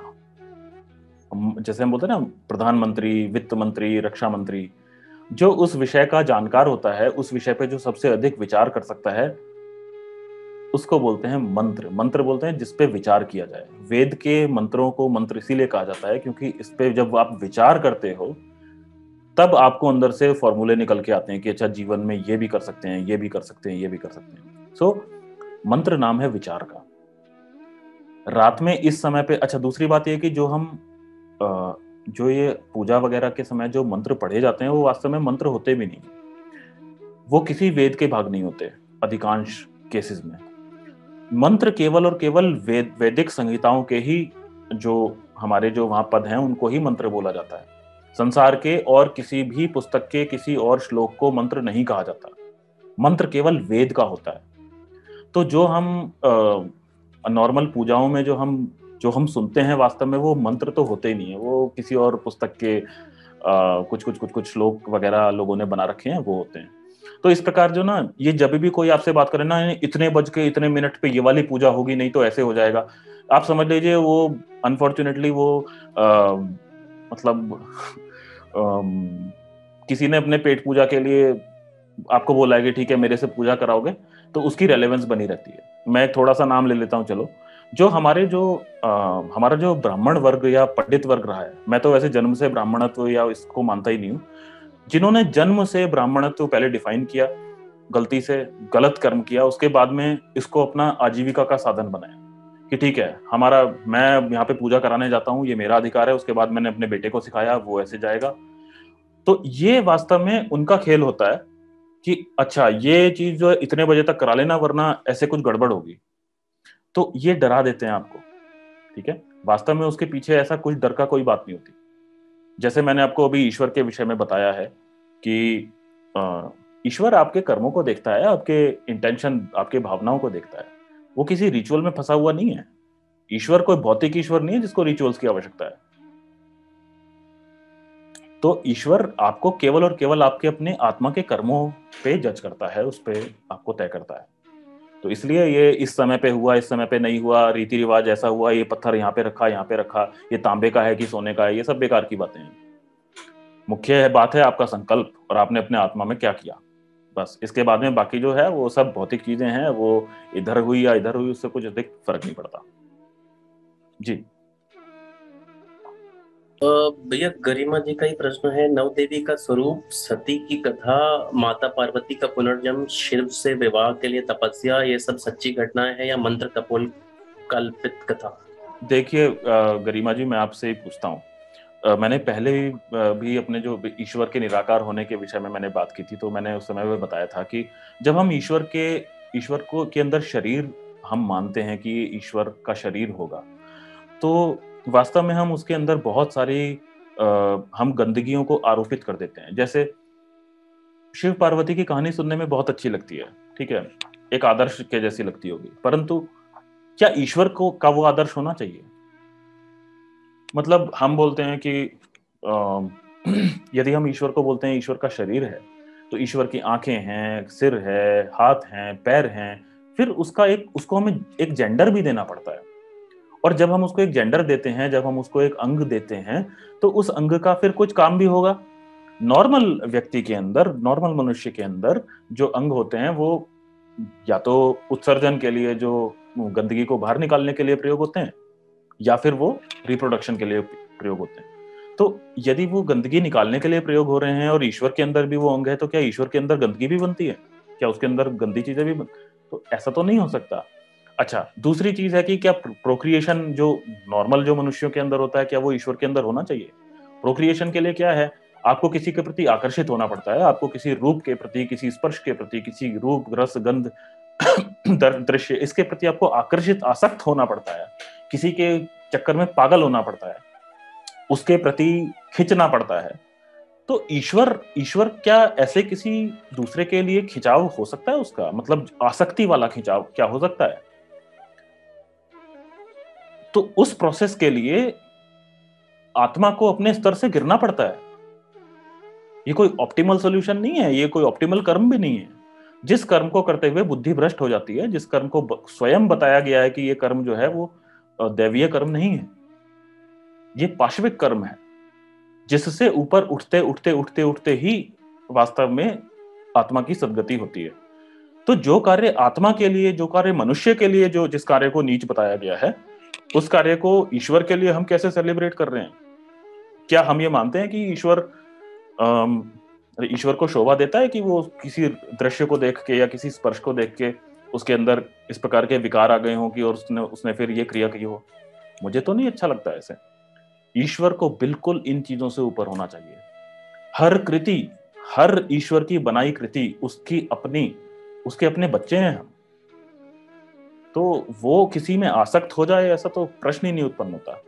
इसलिए जो भी जितनी भी कहानियां हैं जो ईश्वर को शरीर में लेके आती हैं, वो सब के सब इस प्रकार की अन्याय करती हैं। उसके बाद जब उसका शरीर है तो फिर उसकी पत्नी भी आएगी, फिर जब पत्नी आएंगी तो फिर पत्नी की कहानियां भी आएंगी, फिर बच्चे भी होंगे, फिर बच्चों के साथ झगड़ा भी होगा, जो सब कुछ हुआ। इसलिए हमारे जो वेदादि शास्त्र हैं उनके अंदर कभी भी ऐसे किसी भी ईश्वर की कोई शारीरिक होने की कोई कहानी नहीं है। ये सब मतलब बहुत बाद में लोगों ने अपने अपने विचारों से बनाई है, जिसमें कि हमें बहुत अधिक ध्यान नहीं देना है। जी भाई आगे इन्हीं का प्रश्न है, ईश्वर तो निराकार है नो डाउट, फिर क्या ये हो सकता है कि शिव पार्वती नाम के दो भौतिक लोग रहे होंगे, विवाह वगैरह हुआ होगा, इतना माना जा सकता है? ये कथा भी पूरी तरह कल्पना ही थी? नहीं, ये बिल्कुल माना जा सकता है। और देखिए, मैं उसमें बोलता हूँ कि यदि हम इसमें ये माने कि दो मनुष्य थे या इवन ऋषि या योगी भी हो सकते हैं, तो उसमें कोई समस्या नहीं है। उसमें कोई समस्या नहीं, फिर तो बस ठीक है, क्योंकि मनुष्य के अंदर ये चीजें होती हैं, तो वो हम मान सकते हैं। अच्छा, लेकिन जो इस प्रकार की जो वहां पे जो बातें जो पुराणों में कही गई हैं कि अच्छा करोड़ों वर्षों तक फिर उन्होंने साथ में एकांत उसमें जाके अपना वो सब समय व्यतीत किया, अपना वैवाहिक संबंध, तो वो सब क्या है ना, वो एक मनुष्य के लिए अतिशयोक्ति है और ईश्वर के लिए संभव नहीं है। तो बहुत सारी ऐसी चीजें हैं जिनको हमें छोड़ देना ही ठीक है। परंतु यदि कोई बोलता है कि उसे मानना है कि हाँ इस प्रकार के कोई मनुष्य रहे होंगे, तो उसमें कोई समस्या नहीं है, कोई भी समस्या नहीं है, परंतु ईश्वर में उसको आरोपित मत कीजिए, बस इतनी बात है। हिमांशु जी हैं भैया, क्या कारण है कि वैदिक धर्म को मानने वाले लोगों में अपने धर्म के प्रति जागरूकता कम होती है और दूसरी ओर इस्लाम जैसे कल्ट को मानने वाले लोग कट्टरपंथी बन जाते हैं? देखिए, ये एक चक्र है समय का जो चलता रहता है। ये कोई सृष्टि के आरंभ से ही ऐसा हुआ है ऐसा नहीं है। ये उतार चढ़ाव, एक साइन कर्व, ये मुझे लगता है ऐसे रहता ही होगा। देखिए, अभी जब महाभारत काल तक आप यदि महाभारत उठा के देखेंगे तो आपको पता चलेगा कि हमारा जो वैदिक धर्म का जो डोमिनेंस है वो कितना अधिक क्षेत्र में फैला हुआ था। तो उसके पहले शायद कभी कम हुआ होगा, फिर अधिक हुआ होगा, फिर अभी धीरे धीरे कम हुआ है, तो फिर शायद कभी धीरे धीरे बढ़ेगा। तो इसमें ये कोई बहुत ऐसी बात नहीं है। परंतु हाँ, मैं ये कह सकता हूँ कि मैंने पहले भी बताया था कि वैदिक धर्म कोई हिंदुओं का वो नहीं है कि हिंदुओं का उसके ऊपर मोनोपोली है। वैदिक धर्म जो है वो सार्वभौमिक धर्म है। इस पृथ्वी के बियॉन्ड भी कहीं पे अगर पृथ्वियां होंगी, वहां पे भी अगर जीवन होगा, तो वहां पे भी वैदिक धर्म से ही वहां मनुष्यता का आरंभ हुआ होगा, ऐसा हमारा मानना है। तो तो ये जो दिव्यता है ये खाली हिंदुओं के लिए नहीं है। ये जो जितने भी संसार में, जितने भी इस पृथ्वी पर लोग हैं, ये सभी हमारे ही ऋषियों की संतान हैं। ये सभी वैदिक ही हैं। मतलब इनका आरंभ में जब ईश्वर ने कभी यहाँ पे विद्या का, जो वेदों का ज्ञान दिया होगा, तो सभी मनुष्यों को दिया होगा। ऐसा नहीं कि ये केवल भारत के अंदर उन्होंने 4 चौधरी देख लिया और बोला कि अब बाकी लोगों को मैं मूर्ख बना दूंगा। यदि ईश्वर ऐसा करेगा तो हम सबसे पहले ईश्वर के आगे खड़े होंगे कि आपने ऐसा क्यों किया। भारत भूमि में ऐसी क्या विशेषता है कि आपने यहाँ पे सारा ज्ञान दे दिया और बाहर लोगों को मूर्ख छोड़ दिया। तो ईश्वर जो है वो, हमारा ईश्वर, वो अरबी वाले उनके मजहब वालों के जैसा नहीं है कि हाँ जी वो बस एक ही देश में दिए जा रहा है, एक ही जगह में अवतार किए जा रहा है। ऐसा नहीं है हमारा ईश्वर। तो समस्त जगह पे उसने एक ही जैसा किया होगा। और कालांतर में कभी कहीं पे धर्म प्रचार नहीं होने के कारण, देखिए हमारे जो ब्राह्मण लोग थे, जो जिन्हें विद्या का प्रचार प्रसार करना था, वो किन चक्करों में लग गए कि नहीं नहीं, जम्बू द्वीप के बाहर जाओगे तो पाप लगेगा, अगर ऐसे नाव में बैठोगे तो पाप लगेगा। आज के दिन ये अवस्था है कि हमारे जगत गुरु, हमारे बड़े बड़े जो बाबे लोग हैं, जो गुरु लोग हैं, जिनको गुरु कहा जाता है अनफॉर्चुनेटली, वो धर्म प्रचार का क्या कार्य करते हैं, वो कौन से ऐसे कोई कार्य कर रहे हैं जिससे कि हमारे जो करोड़ों लोग छूटे हुए हमारे से हैं वो वापस हमारे धर्म में आए। ऐसा वो कौन सा कार्य कर रहे हैं? आपको इस संसार में लाखों मदरसे मिल जाएंगे, लाखों मस्जिद मिल जाएंगे जो साथ के साथ आपका कन्वर्जन करने के लिए तैयार है, परंतु हमारे आचार्य हैं कि उनको नहीं फर्क पड़ रहा कि कोई जा रहा है आ रहा है हमारे धर्म में से। तो ये जो उदासीनता है ना, उदासीनता है कि लोगों के साथ में कनेक्ट ही नहीं है हमारा। हमारा इतना बड़ा पॉपुलेशन है, जिसको दलित कह लो, वाल्मीकि कह लो, वो उनके बच्चे बेचारे कैसे पर्व मनाते हैं वो हमको किसी को नहीं पता होता, कोई आचार्य नहीं जाता उनके पास में। तो अब वो सारे के सारे ईसाई बन रहे हैं, कोई मुसलमान बन रहा है, कोई पीर पे जा रहा है, कोई चर्च जा रहा है, तो हमें बोलते हैं कि देखो हमारे खिलाफ साजिश हो गई। साजिश हमारे विरुद्ध नहीं हुई है, साजिश हमने की है बैठ के। हमारे आचार्यों ने साजिश की है, वैदिक धर्म को अपनी जेब तक सीमित करने की साजिश। यह षड्यंत्र हमने किया है, और यदि हमें सुख प्राप्त करना है तो इस षड्यंत्र को स्वयं तोड़ना होगा, अपने धर्म का प्रचार प्रसार वैसे ही करना होगा जैसे वेदों में लिखा है, कृण्वन्तो विश्वमार्यम, संसार के हर मनुष्य तक अपने वेदों की के प्रकाश को फैलाइए। यदि आप प्रोएक्टिवली वैदिक धर्म का प्रचार प्रसार इस पूरे संसार में नहीं कर रहे तो आप केवल अपना समय खराब कर रहे हैं। आप बड़े बड़े मठों में बैठकर आप केवल पाप कमा रहे हैं और आप कुछ भी नहीं कर रहे हैं। भैया शुभम जी का प्रश्न है, हमारा धर्म सृष्टि के आरंभ से घटता ही जा रहा है, हमारे पूर्वज अधार्मिक लोगों से कमजोर थे क्या, या उनकी स्ट्रेटेजी खराब थी? क्योंकि 1400 साल पहले एक टेररिस्ट का लीडर ने बीज बोया, वो आग की तरह फैल गया, लेकिन हमारा घटता गया। हमको इन इस्लामिस्ट की स्ट्रेटेजी फॉलो करना चाहिए, जैसे इन इस्लामिस्ट को ज़कात फाउंडेशन है जिसमें हर पंचर वाला भी कंट्रीब्यूट करता है, तो क्या हिंदुओं में भी ऐसा नहीं होना चाहिए? और ये कैसे हो? क्या हम मंदिरों पर चढ़ावा चढ़ता है जिसका कोई अच्छा प्रयोग नहीं होता, हम उस पैसे से प्रोटेस्ट करवा सकते हैं जैसे ये इस्लामिस्ट करते हैं? ठीक है, करने को तो बहुत कुछ किया जा सकता है, पर अभी जो समस्या है वो पैसे की समस्या नहीं है।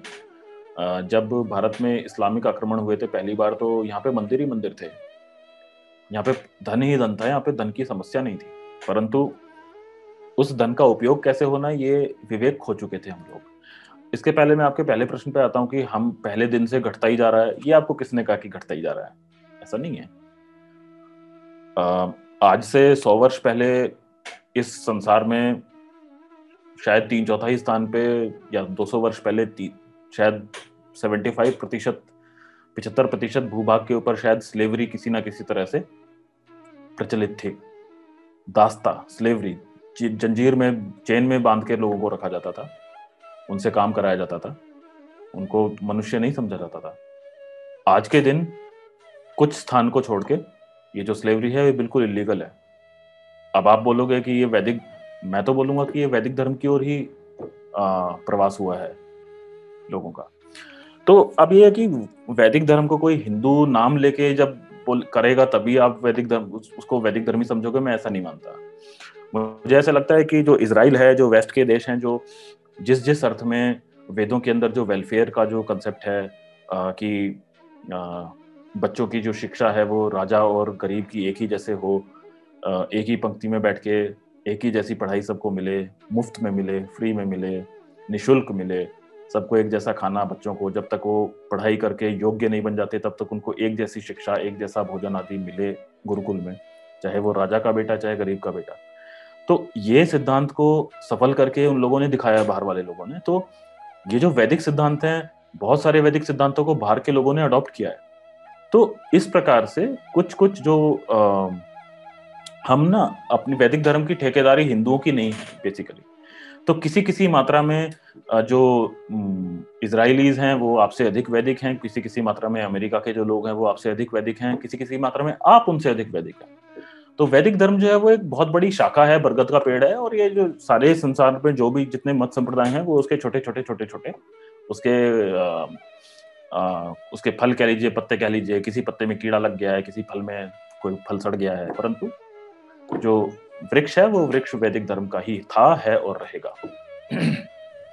गौतम जी का प्रश्न है, भैया where to find authentic English translation of basic books of Sanatan Dharma like योग सूत्र, होली वेदास, दर्शन शास्त्र एक्सेट्रा? आप अभी के लिए जो अग्निवीर के ऊपर, कृतिनोवा के ऊपर अंग्रेजी में जो वेद हैं वो आप ले सकते हैं, परंतु ऑथेंटिसिटी के विषय में मैं यही बोलूंगा कि वेदों को अभ्यास करने की आवश्यकता है। वेदों को बहुत अधिक पढ़ने से अधिक उसके मंत्र पे विचार करने की आवश्यकता है, जो कि योगाभ्यास के साथ में करा जाना चाहिए। तो बाकी मैंने गौतम जी से ये बातें मैं बताता रहता हूँ, तो कोई विशेष वो नहीं है। भैया एक प्रश्न अंजलि जी का है, कुछ चीजें कुछ पौराणिक पोप बिना जाने सही बता देते हैं, पर लोगों को लगता है उसके अंदर कुछ दिव्य ज्ञान है, जबकि होता तो नहीं। पर मुझे समझ ना आता ये लोग बता कैसे देते किसके बारे में कोई भी चीज बिना जाने। नहीं, मैं प्रश्न समझा नहीं चिराग। इनका कहना है भैया कि जो पाखंडी लोग हैं जिन्हें ये पौराणिक पोप कह रहे हैं, वो अपने मन से किसी भी चीज को अपने हिसाब से घुमा के बता देते हैं और कहते हैं धार्मिक है। तो ये जानना चाहती हैं कि ये किस अधिकार से बता देते हैं कि भाई यही है जो धर्म है जो सही है। अच्छा, पहले तो मैं एक ऐसा बात बोलूंगा कि हम देखिए, बहुत सारे लोग, ऐसा नहीं है कि कोई व्यक्ति, सभी लोग जानबूझ के ही झूठ बोल रहे हैं या क्या। बहुत सारे लोगों को विश्वास है कि ऐसी चीज रही होंगी, और हमें देखिए, जब तक कोई व्यक्ति दुष्ट नहीं है तब तक हम किसी को पोप या ऐसे करके ना बोले, मतलब ये मतलब हमें इस प्रकार के शब्दों से वो करना चाहिए। हाँ, परंतु ये चीज तो सबके साथ कही जा सकती है ना, कि अंदर कुछ नहीं है परंतु बाहर प्रिटेंड करना, वो तो एक मनुष्यों के का एक व्यवहार ही है। तो ये मुझे नहीं लगता कि कोई पौराणिक या गैर पौराणिक या ऐसा कुछ इसका कोई विशेष भेद है। परंतु हाँ, क्योंकि वहां पे कहानियां थोड़ी अधिक वियर्ड हैं, तो इसलिए उनकी बात थोड़ी अधिक मैग्नीफाई होके हमें पता चलती है। बाकी ये कोई ऐसा, देखिए एक बात है कि अच्छे चरित्र के लोग सब स्थान पे होते हैं, सब स्थान पे अच्छे चरित्र के लोग और बुरे चरित्र के लोग मिलते हैं। तो इसलिए कोई व्यक्ति यदि पौराणिक है, इसका अर्थ ये नहीं है कि वो नेसेसरीली कोई खराब चरित्र का व्यक्ति है। बहुत सारे ऐसे लोग मैंने देखे हैं जो मतलब हनुमान जी के कट्टर भक्त होते हैं, पुराणों में मानते हैं, परंतु उनकी जो उल्टी सीधी कहानियां हैं वो बोलते हैं कि नहीं, ये सब हमें नहीं मानते। तो अब आप उनको क्या बोलोगे? आप उनको पोप नहीं बोल सकते, वो अंदर से वैदिक धर्मी है। तो इसलिए थोड़ा सा हमें थोड़ा संयम रखना चाहिए दूसरों का नामकरण करते हुए। जी चिराग, अगला। भैया अंतिम प्रश्न शुभम का है। शुभम जी का है, वो पूछना चाहते हैं कि वास्तुशास्त्र पे कुछ प्रकाश डालें। देखिए, कौन से चीज को कहाँ लगा के क्या प्राप्त होता है, मैं इस सब विषय में बिल्कुल मानता नहीं हूँ। थोड़ा सा जो मैं मान सकता हूँ कि क्योंकि पृथ्वी के अंदर एक मैग्नेटिक फील्ड होती है, उसके कारण से मतलब थोड़ा बहुत कुछ प्रभाव शरीर के साथ में उसका कुछ संबंध होगा। परंतु ये कहना कि अच्छा ये वाला हाँ, और प्लस दूसरी बात है कि जैसे हमारा सूर्य के जो गति है, जो सोलर ज्योमेट्री है, प्लस हवाओं के चलने का जो पैटर्न है, वायु का पैटर्न जो है, तो उसके साथ में हमें शौचालय कहाँ बनाना, रसोई कहाँ बनाना, ये एक अच्छी विद्या है। जैसे ऐसा नहीं हो कि जैसे जहाँ पे पश्चिमी हवा चलती है, जैसे यहाँ पे दिल्ली में, तो अब हमने ऐसे बना दिया कि हमने शौचालय को पश्चिम में बना दिया और उसके बाद में रसोई को हमने पूर्व में बना दिया। तो फिर क्या होगा कि शौचालय की जो जो उसका जो शौचालय का जो पूरा वो है, वो वायु वो पूरी की पूरी रसोई में बह के आएगी। तो इन चीजों को ध्यान में बड़ा रखना चाहिए। तो इसको यदि आप वास्तु कह रहे हो तो ये बिल्कुल आवश्यक बात है। परंतु यदि वास्तु से हमारा ये अर्थ है कि अच्छा यहाँ पे चांदी का नहीं सोने का, यहाँ सांबे का नहीं तांबे का करना चाहिए, यहाँ पे ऐसी ये वाली मूर्ति रखनी चाहिए, यहाँ पे ये वाला डिजाइन बनाना चाहिए, और यहाँ पे कोई अनिष्ट उतर जाता है, ये सब मैं नहीं मानता। ये सब, इसका कोई आधार नहीं है, कोई वैज्ञानिक आधार नहीं है। इसका सबसे बड़ा प्रमाण यह है कि इस संसार में जो सबसे अधिक, जो सुखी इस समय पे, सबसे समृद्ध, जो जहाँ पर वैज्ञानिक रिसर्च होती है, जो सबसे समृद्ध है वैज्ञानिक रूप से, जिन्होंने विज्ञान दिया इस समय आज का, उनमें से कोई भी लोग ये वास्तु को नहीं मानते हैं। यदि वास्तु में इतनी शक्ति होती तो भारत में अधिकांश हर समय ही वास्तु बना बना के काम करते थे ना। हमारे कितने सारे मंदिर मुसलमानों ने अपने पैरों के नीचे तोड़े आक्रांताओं ने, तो सब वास्तु से बने हुए थे। तो कहने का अर्थ ये है कि ये वास्तु वगैरह सब कुछ नहीं है। आपके हृदय के अंदर जो सामर्थ्य है धर्म बचाने का, धर्म का पालन करने का, वही वास्तविक वास्तु है। बाकी विज्ञान है, और जो बाकी की जो चीजें हैं वो इधर व्यर्थ की बात है। अभी और प्रश्न नहीं है तो अभी आज हम समापन करते हैं। आप सभी का बहुत बहुत धन्यवाद, और पुनः आप सभी को ईश्वर के इस पर्व की, जो संकल्प का पर्व है, जो व्रत का पर्व है, इन व्रतों में ईश्वर हमें इतना सामर्थ्य दें, वो ईश्वर रूपी माता हमें इतना सामर्थ्य दें कि हम उस माता के दिखाए हुए मार्ग पर चलें, अपने आत्माओं में से चुन चुन के अपनी गलतियों को, अपने दुर्गंधों को, अपने अपने कमियों को हम निकाल निकाल के उसको धक्का दें, पुश बैक करें, उसको धक्का दें। 10 दिन के लिए बिल्कुल दृढ़ संकल्प के साथ अपने मन को टेस्ट करें, और उसके बाद में उस जो अच्छी चीजें जो हमने 10 दिन सीखी उनको हम आगे भी निरंतरता के साथ करते रहें अपने जीवन में। तो वो हमारी परम माता, वो ईश्वर, वो सदैव हमारी रक्षा करे, हम सदैव उनके इस परम माता के मार्ग में चले।